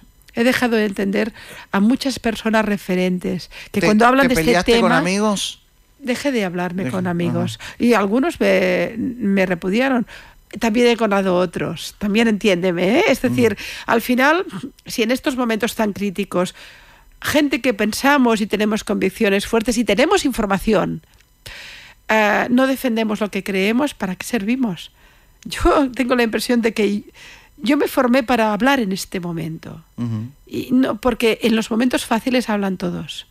Pero ahora es cuando hay que alzar la voz y decirles, señores, puede que el mundo diga algo, pero igual hasta el mundo entero se equivoca. Yo no me creo la marea, yo no soy políticamente correcta, yo me hago preguntas, tengo información. No tengo razón, demuéstremelo. Venga usted aquí, demuéstreme que yo no tengo razón. Pero no, me niegan el debate. Imponen el pensamiento, imponen la consigna, pero el debate no lo quieren. Las pocas veces que tenemos un debate y ganamos, huyen. No tienen razón, están mintiendo. Cuando te preguntaba sobre si la izquierda contamina la educación, me venía a la cabeza y hacía referencia a 3 cosas que han sucedido en nuestro país. El profesor Alberto Spectorowski, que fue cancelado por ser judío, un profesor de Bellas Artes que en su cuenta de Instagram puso la foto de la directora de Cultura del Ministerio de Educación y Cultura de nuestro país, judía, con el título nazi, y la bandera palestina en el mástil de la Facultad de Derecho, el lugar más importante de estudios que tiene nuestro país. El tercer elemento me parece un acto de reivindicación política con el cual podría no estar de acuerdo, pero no me parece tan preocupante. Los 2 primeros que me dice son pura judeofobia. Tendrían que ser código penal. Espero que la fiscalía, que la fiscal actúe en los 2 casos. En el primer caso, estás diciéndole a un profesor de arte que venía a hablar del arte que por su condición personal no tiene derecho a hablar. Es puro totalitarismo. Y sobre todo porque también venía a hablar de laicidad. Es igual, ni que hablara de Israel, es que tiene el derecho. Es que esta gente, ¿qué entiende que es la libertad? ¿Qué entiende que es el debate de ideas? ¿La imposición de las consignas? ¿Confundimos el debate con la pancarta? ¿Confundimos las ideas con la consigna? ¿Yo no tengo derecho a pensar? y por pensar como pienso, que soy demócrata, que lucho por los derechos fundamentales, que me preocupa la gente, que quiero que Palestina sea libre y que sea libre de terrorismo, de locura, que ame, que sea feliz, que los ayudemos. Cuando acabe la guerra tenemos que hacer un plan Marshall y reconstruir toda la zona y ayudar. Claro que sí. Pero como defiendo a Israel no tengo derecho a opinar y me tienen que decir genocida o nazi o cualquier barbaridad. Toda esta gente, yo no tengo miedo al debate, pero ellos lo tienen, porque es el momento del pensamiento único. Y cuando viene, pero ese pensamiento único es tan totalitario, es tan reaccionario, que incluso es capaz de negar la palabra a alguien por su condición. ¿Te imaginas que lo hicieran a alguien por ser negro? Bueno, racista, pero si eres judío, no pasa nada, porque los judíos son culpables de entrada. Yo me hice la pregunta, que luego le encontré una respuesta. Me pregunté, ¿por qué está creciendo tanto el antisemitismo en estos últimos meses de una manera tan exponencial? El antisemitismo es hoy por hoy la primera cultura de odio del mundo, la más letal. Se calcula que alrededor del 32% de la población del mundo es claramente antisemita según la definición del INRA, es decir, la definición clásica, un 30% de la población del mundo cree que los judíos son un peligro para el mundo, que son perversos, que son culpables, que en fin. Por tanto, un 30%. Dirás, ¡ay, qué bien! Solo un 30%. No, al contrario. Estamos hablando de cuántos miles de millones de personas. Si somos 8.000 millones, pues un 30%, no sé, voy mal de matemáticas. El 10 sería... Es muchísimo igual. Una locura. Por tanto, hablamos... y sin embargo... da la impresión de que no pasa nada. A la gente que nos está escuchando les voy a explicar una pequeña metáfora que es muy antigua, yo la utilicé hace muchos años, pero que lamentablemente el momento actual me obliga a repetirla, que es la metáfora del canario. El canario en la mina. Es una metáfora antigua, pero muy útil. En el siglo XIX, a finales del XIX, principios del XX, en las minas de carbón de Sudáfrica... Metían un canario. Ponían un canario, porque los canarios son muy sensibles a la contaminación. Y cuando el canario empezaba a enfermar o moría, significaba que la mina estaba contaminada y tenían que salir. Los judíos son los canarios de la sociedad. Cuando los judíos viven tranquilamente, la sociedad tiene unos niveles altos de tolerancia y de convivencia. Cuando empiezan a sufrir, lo que nos dice el canario judío es que la sociedad está empezando a enfermar, que está contaminada, que va mal. Y ahora vivimos el peor momento. Nunca habíamos tenido tal cantidad. El otro día los datos que teníamos de Francia eran más de 1.500 actos antisemitas en un mes. De bajo nivel, de medio nivel o de alto nivel. En estos tiempos ha muerto gente en Europa solo por ser judía. Y están pasando, hemos visto actos contra rabinos, contra sinagogas, que no son israelíes, que no están igual son argentinos o chilenos o uruguayos o lo que sea.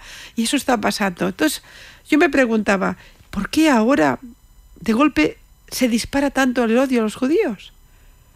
Porque los mataron. La mejor manera de que crezca el odio es que los maten.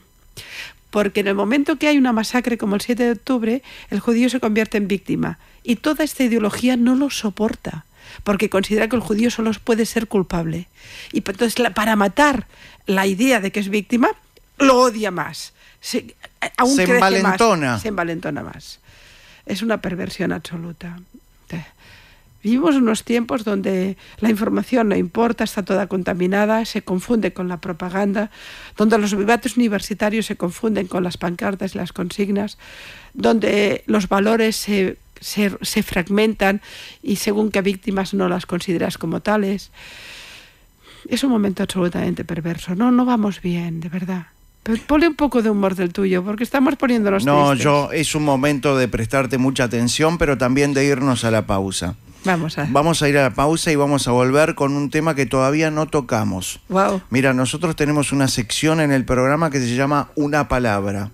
No vamos a jugar a una palabra, pero... No me importa, es divertido. Es divertido, pero te voy a tirar un nombre de algo puntual y vos me vas a decir, para irnos a la pausa, lo primero que se te pasa por la cabeza y podés decir malas palabras.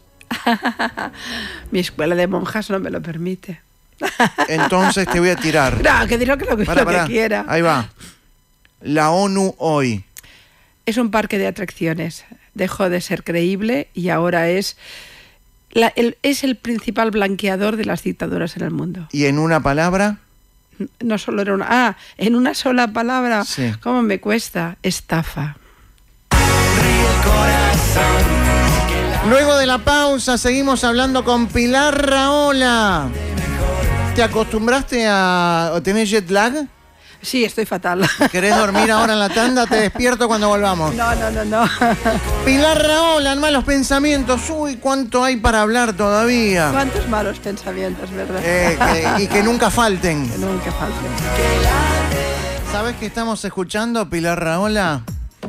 Estamos escuchando música electrónica. ¿Sabes por qué? Porque quiero trasladarme el 7 de octubre. ¿Vos te imaginás el Festival Nova con esta música? Cientos de chicos jóvenes escuchando y bailando esta música al amanecer, hasta el amanecer, en un festival por la paz, y que de repente todo sea muerte. Yo estuve en la zona de Nova, donde evidentemente ahora solo hay los recuerdos de los centenares de chicos que murieron.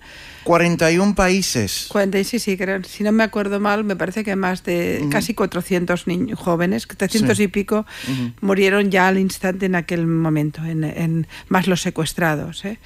Claro, forma parte de las ideas del mal que me resulta incomprensible que alguien pueda pasar por alto, ¿no?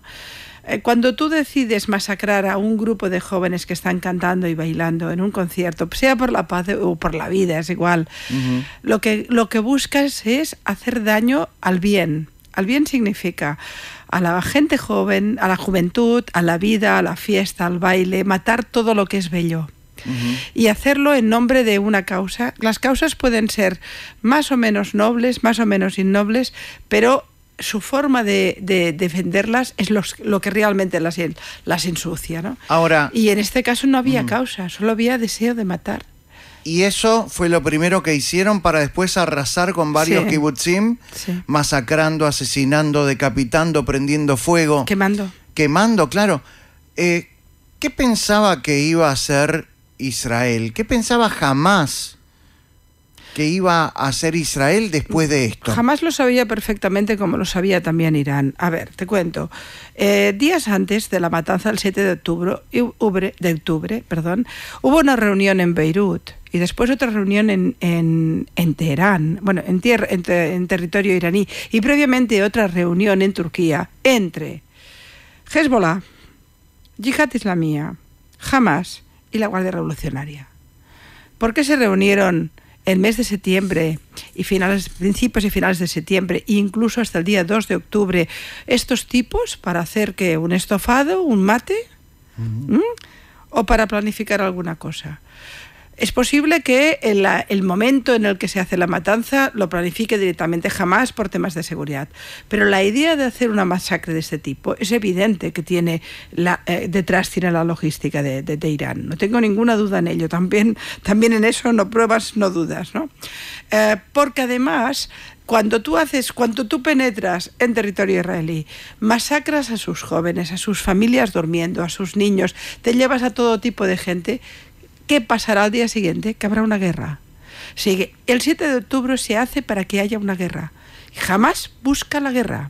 ¿Y por qué lo busca? ¿Por qué Irán tiene interés en una guerra? ¿Por qué Hamás tiene interés en una guerra? Bueno, Hamás es un peón dentro de la estructura de todo el fenómeno iraní. Porque si había una guerra en Israel, se reforzaba todo el tema gasístico de Irán y en cambio quedaba paralizada la posibilidad de todo el comercio de gas que tiene Israel, que había empezado de manera bilateral con Líbano y también con Egipto y había una idea de una estructura hacia Europa. Todo esto queda paralizado. Se queda paralizado los acuerdos de Abraham, que era el acuerdo entre Arabia Saudita e Israel, es más importante que se firmará nunca. El acuerdo de Arabia Saudita con Israel es tan importante como la paz con Sadat en Egipto después del Yom Kippur. El más importante, porque además le quita jamás todo poder terrorista. Y además incluía el acuerdo una solución para el pueblo palestino. Y Irán necesita que no se firme el acuerdo, que se desestabilice y que el tema palestino continúe permanentemente quemando, porque así va alimentando su discurso de liderazgo.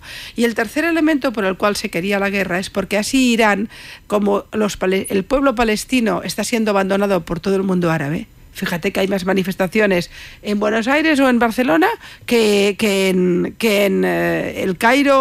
¿Por qué los países árabes no miran a los palestinos, no ayudan a los palestinos? Porque el tema palestino en su momento fue utilitario también. Es como lo de Pedro Sánchez. Son los parias del Estado de Utilizaron a los árabes que había en la zona para intentar primero porque el cuerpo democrático que significaba Israel no lo querían en la zona. Era, de alguna forma les parecía algo tóxico para ellos. Y segundo, porque además también había una voluntad. Recuerda que Jordania soñaba con la Transjordania hasta el mar.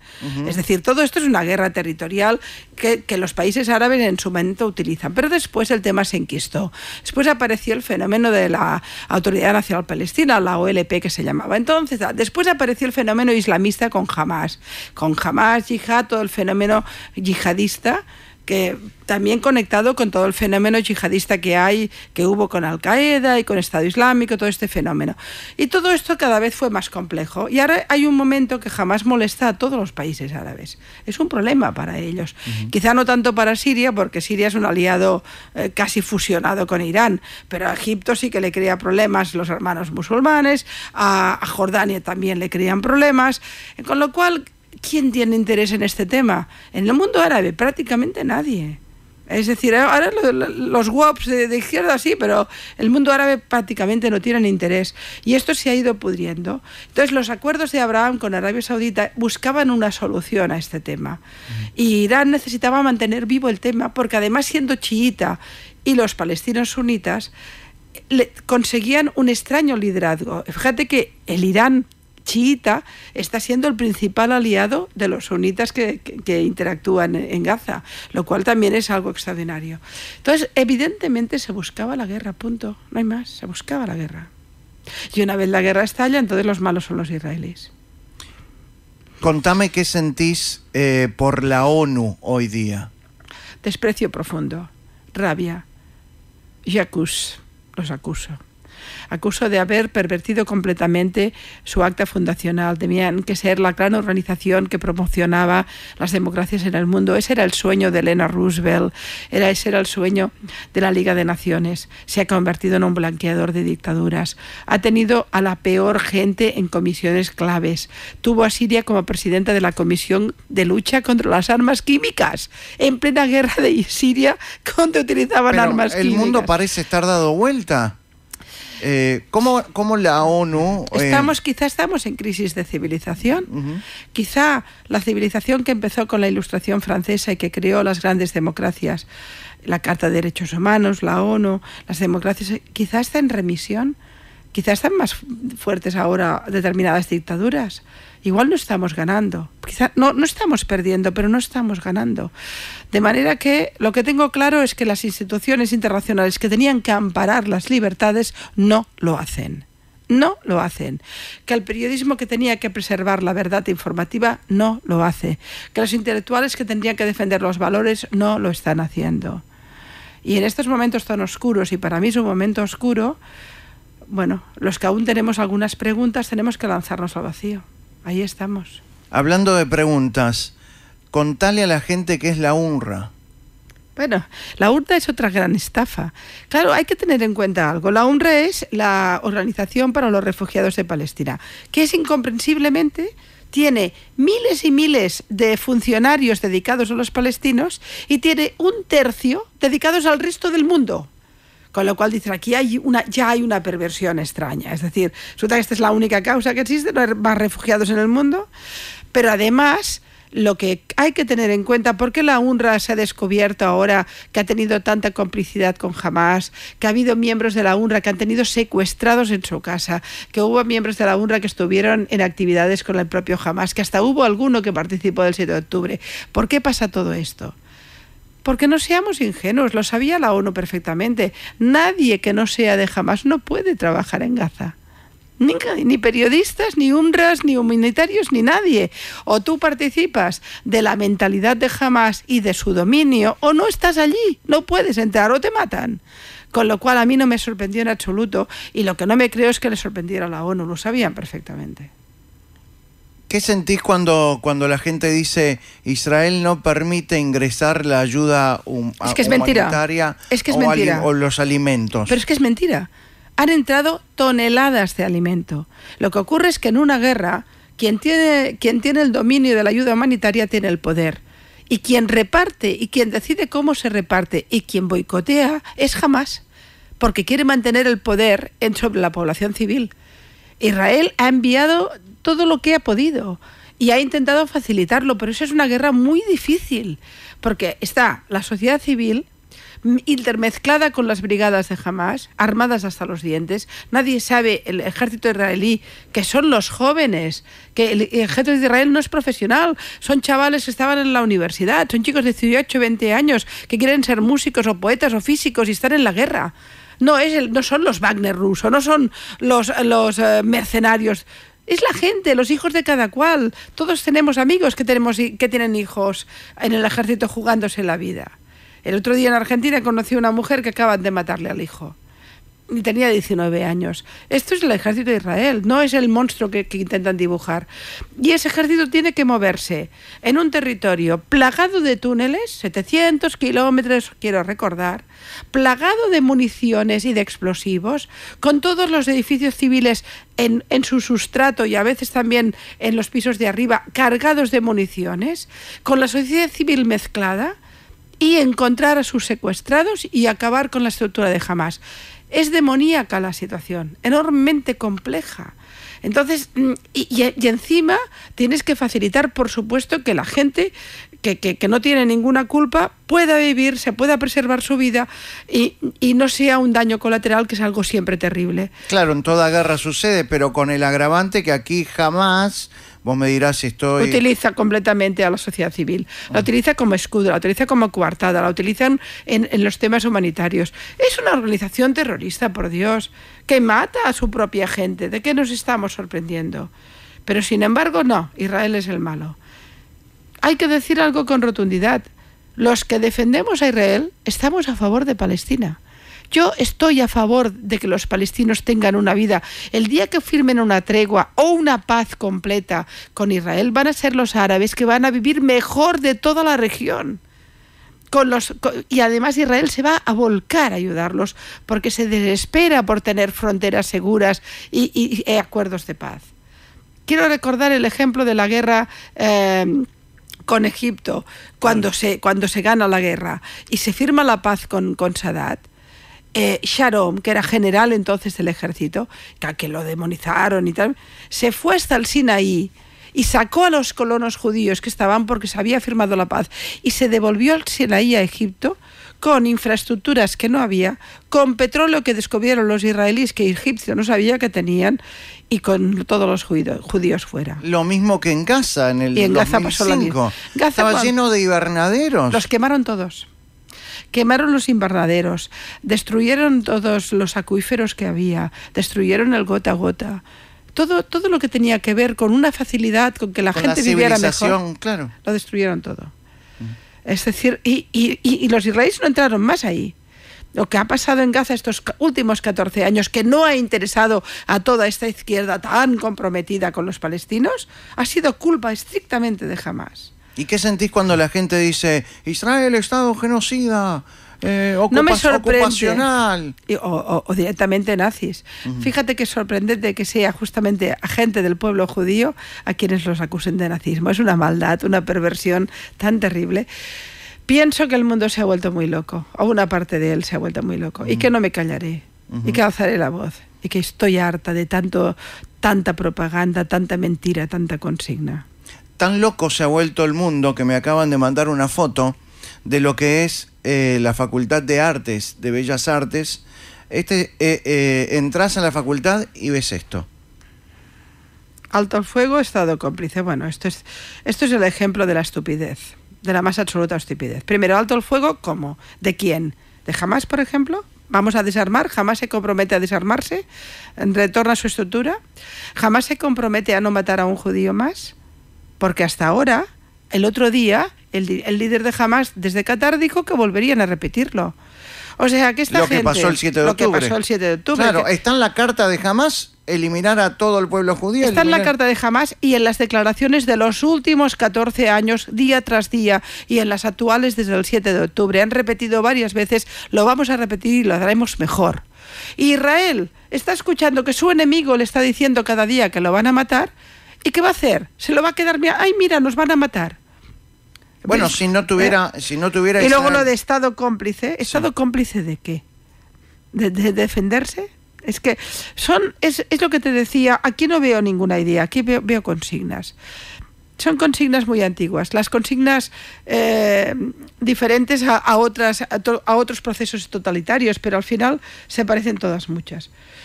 Si hubiera detrás de esta consigna un poco de pensamiento, un poco de conocimiento, pero es que lo peor es que no lo hay.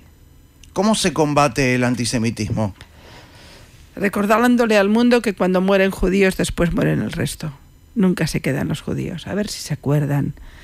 Es aquella famosa frase de Weimar del pastor protestante que dijo: vinieron a matar a mi vecino, era judío, yo no hice nada. Claro. Después vinieron a matar a mi vecino, era comunista, yo no hice nada. Después vinieron a matar a mi vecino, era gitano, yo no hice nada. Y cuando me vinieron a buscar a mí no sabía por qué. Y ya era tarde. ¿Qué le decimos a la gente que nos está escuchando, que ha salido a marchar por Palestina, que ha levantado una banderita, aquellas que dicen cese al fuego, Estado genocida? Yo quiero, Pilar Rahola, que vos le hables a esa gente. No le vamos a cambiar el pensamiento. A la gente que está absolutamente fanatizada no tengo nada que decirle. Allá ellos con su capacidad o su incapacidad de hacerse preguntas o de informarse. Pero a la gente que duda sí que tengo mucho que decirle, porque el problema no lo tenemos con los que salen con las banderas, lo tenemos con el silencio de los buenos, lo tenemos con los que están en el camino intermedio, bueno, no sé, con la gente que opina y no sabe nada, con esos expertos en política internacional que nos han salido por todos lados, ¿no?, en un conflicto tan complicado. A esos les diría que cuando un conflicto tan difícil como este se convierte en un blanco y negro, seguro que eso es mentira y eso es perverso.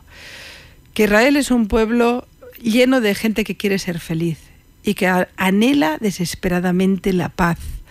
Yo estuve una vez con David Brosa, el cantante, y me dijo que con 17 años hizo su primera canción eufórico porque habían firmado la paz con Egipto. Dice, así empecé a cantar. Y había más de 1 millón de israelíes en las calles celebrando la paz. Israel se muere por la paz. El día que esto se pueda perpetrar, pero es que no tienen manera. Es que cada vez que han intentado una mesa de negociación no ha sido posible. No hay manera. ¿Con quién la haces? La Autoridad Nacional Palestina no pinta nada. Jamás está controlada completamente por Irán. Hezbollah en el norte. ¿Sabes a estos que gritan? ¿Saben que hay 250.000 desplazados que no están viviendo en sus casas del norte de Israel y del sur? Yo estuve en Tel Aviv en un hotel donde 4 pisos estaban llenos de familias con sus niños y su gente mayor porque no podían vivir en sus casas. Todo esto no existe en la información. Si no estuviera la cúpula de hierro, Israel morirían, no existiría. Y si Irán pudiera tener una bombita atómica, la tiraría, no tengo duda. Y el disparo que hizo, el ataque que hizo, fue un ataque que intentó ser muy letal, lo que no lo consiguió. Fracasó Irán. Pero cada misil de crucero podía llegar a tener 800 kilos de explosivos cada uno. Y tiraron centenares. ¿Qué? ¿Para hacer un festival? ¿Una performance o para matar? Cada vez que desde Gaza disparan miles y miles de misiles, claro, la gente dice, bueno, pero no pasa nada porque está la cúpula. No pasa nada. Si tú vives en las zonas del sur, tienes 1 minuto para ir al refugio. 1 minuto. Porque si el misil finalmente te cae, lo normal es que te mate o que te maten las explosiones. Pero si eres una madre, tienes un niño jugando en el patio, tienes a tu madre que está enferma en la cama y tienes al pequeñito en la cuna, ¿a quién salvas con 1 minuto? Y esto, durante las tandas de misiles, 3, 4, 5, 15 veces en un día. Yo tengo una amiga que me llamaba y me decía, hoy nos han despertado y hemos ido al refugio a las 3, a las 5 y a las 7 de la mañana. Todo esto ha pasado durante todos estos años, permanentemente. Y no he visto a los que se manifiestan diciendo que locura. Cuando tiran los misiles desde Gaza sobre la población civil, ¿a quién quieren matar? ¿Al ejército? ¿A la policía? ¿A Netanyahu? ¿O a la gente? ¿A esa madre con esos niños? Todo esto, ¿dónde está? ¿Dónde está en el pensamiento de todos estos que protestan y dicen Estado genocida? ¿Dónde lo meten? ¿Dónde meten la complejidad? Acá hay algo que está claro. Todos queremos la paz. Pero la paz se logra... Los israelíes más que nadie. Cuando se termina el terrorismo. Para lograr la paz hay que terminar con el terrorismo. Las ideologías totalitarias no tienen solución. Jamás nunca va a hacer ninguna tregua. Jamás va a matar y matar hasta que pueda matarlos a todos. Gandhi, el líder del pacifismo, estuvo a favor de la guerra contra Hitler. Pensemos en eso. Hay veces en el que hay que matar al enemigo o neutralizarlo como sea, para que no maten a tus hijos. Y desde luego yo espero que el pueblo palestino deje de estar secuestrado por organizaciones terroristas con ideologías perversas que utilizan a sus niños como bombas de tiempo, destruyendo su cerebro y sus valores. No quiero escuchar nunca más a un niño de 15 años diciendo: papá, he matado a 5, estoy orgulloso, a 5 judíos, estoy orgulloso. Nunca, nunca más, porque eso es el final de todo, el final de la civilización. Gracias, Pilar. Gracias por venir. Shalom. Shalom. Am Israel Chai. Am Israel Chai. Gracias. Pilar Rahola en Malos Pensamientos. Una linda y hermosa clase. Un placer conocerte, Pilar. Gracias.